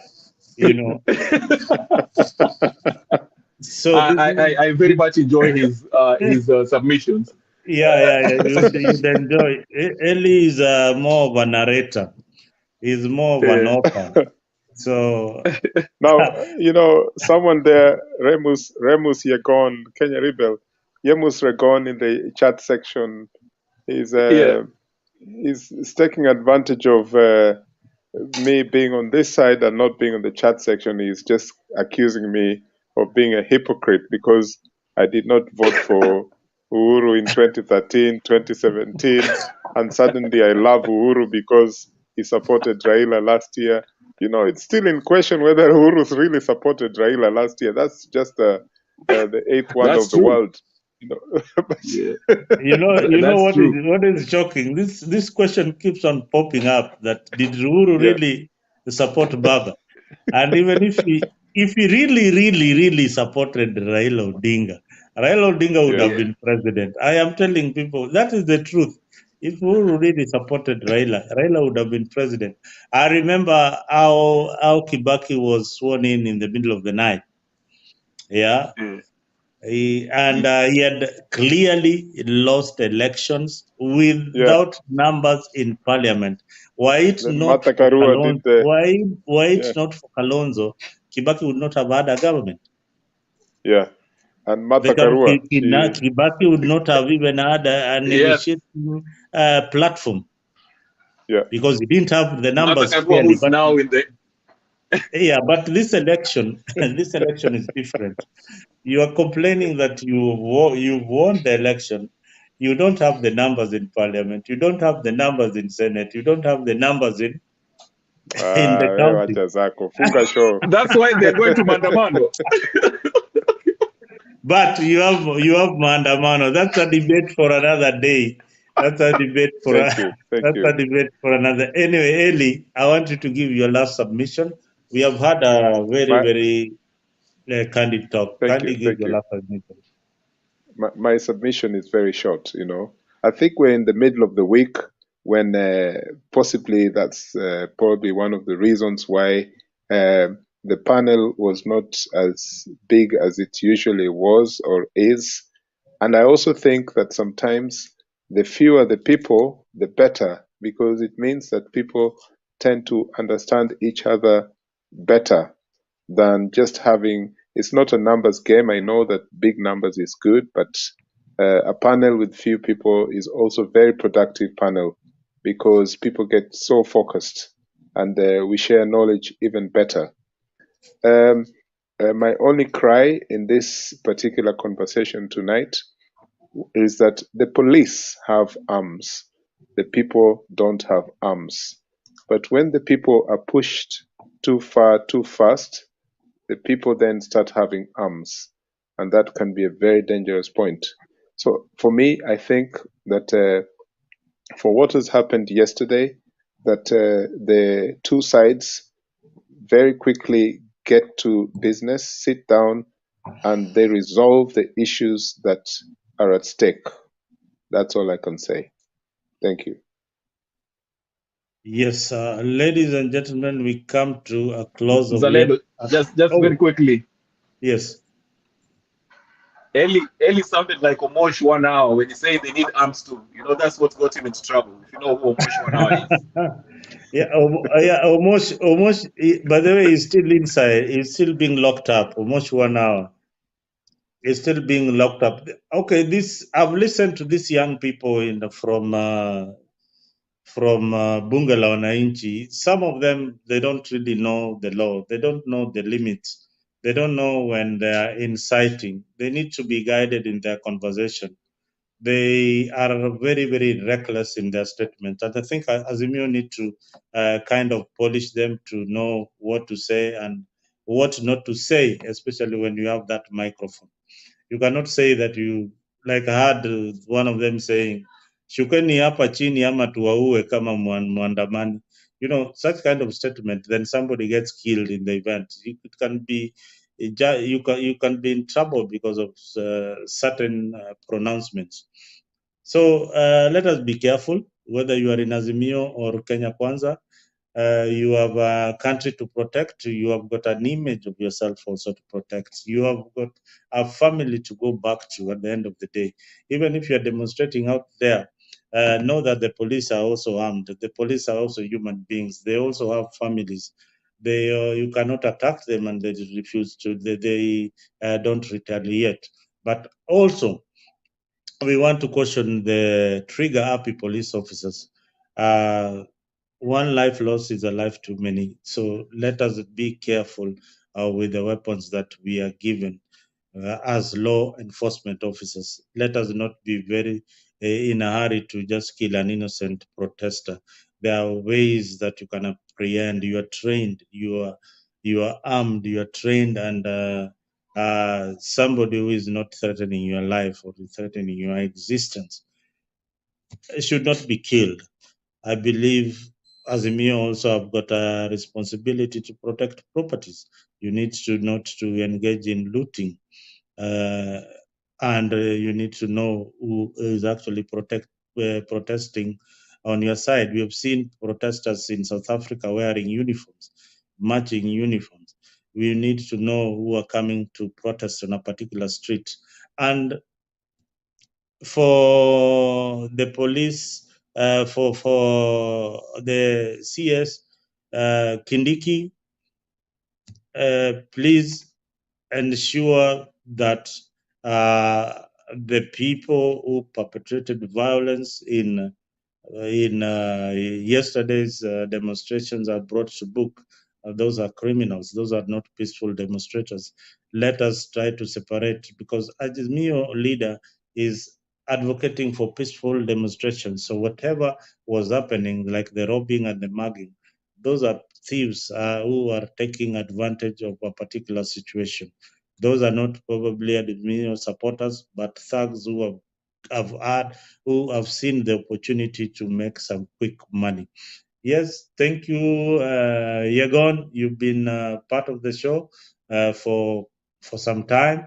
Thank you, Gigi. Thank you for continuing to support the chat session. And of course, Geoffrey has been there. Who else is there? Who else are you seeing? And Yegon, who has been criticizing Eli the whole night. Eli is part of us. He's giving us his side of view. That is the most important. Let us talk and not fight. It is, we are not carrying any weapons in this studio or in the compensation. We are only using our knowledge to dissect on the issues. Asante sana tomorrow. But anyway, panelists, I've got this question for you. We need somebody to start the show earlier, so that us who are joining the show later in Europe or in the US can join the show. This is something that I need to put out there. If you are in Kenya, or if you have a friend that you can recommend to start the show for us early, so that we can be starting the show early, that the Kenyan team who have got intention of joining the show early enough can join us. In the diaspora, the time difference, we can only come in the show diaspora time between 10 when we are done with our normal duties. So please, please, please, please, if you love your country, if you love this show and we want continuity, we want to continue where Jax had left it, please invite anybody who is able to start the show earlier. We will come and join him and back him up. We have got able panelists like Eli, myself, Kenya Rebel, and a few guys who normally come to the show to give us their wisdom. Otherwise, thank you for the night. Thank you very much. We have had a very candid discussion, and my condolence to the families who have lost loved ones in yesterday's demonstration. Please find the peace and grace from the Lord. Otherwise, let us not continue losing life. Mr. President, pick your phone and call the Azimio leaders. We have a country to protect. And you, Mr. Raila, yes, you cannot lead a country where people are dying in each and every day. Let us look in a way where you can protect your base, all the Azimio counties, and let us not continue losing innocent lives. Adios, thank you very much, na kwaherini, na tuonane tena kesho. Kuweni na siku mwanane. Asante.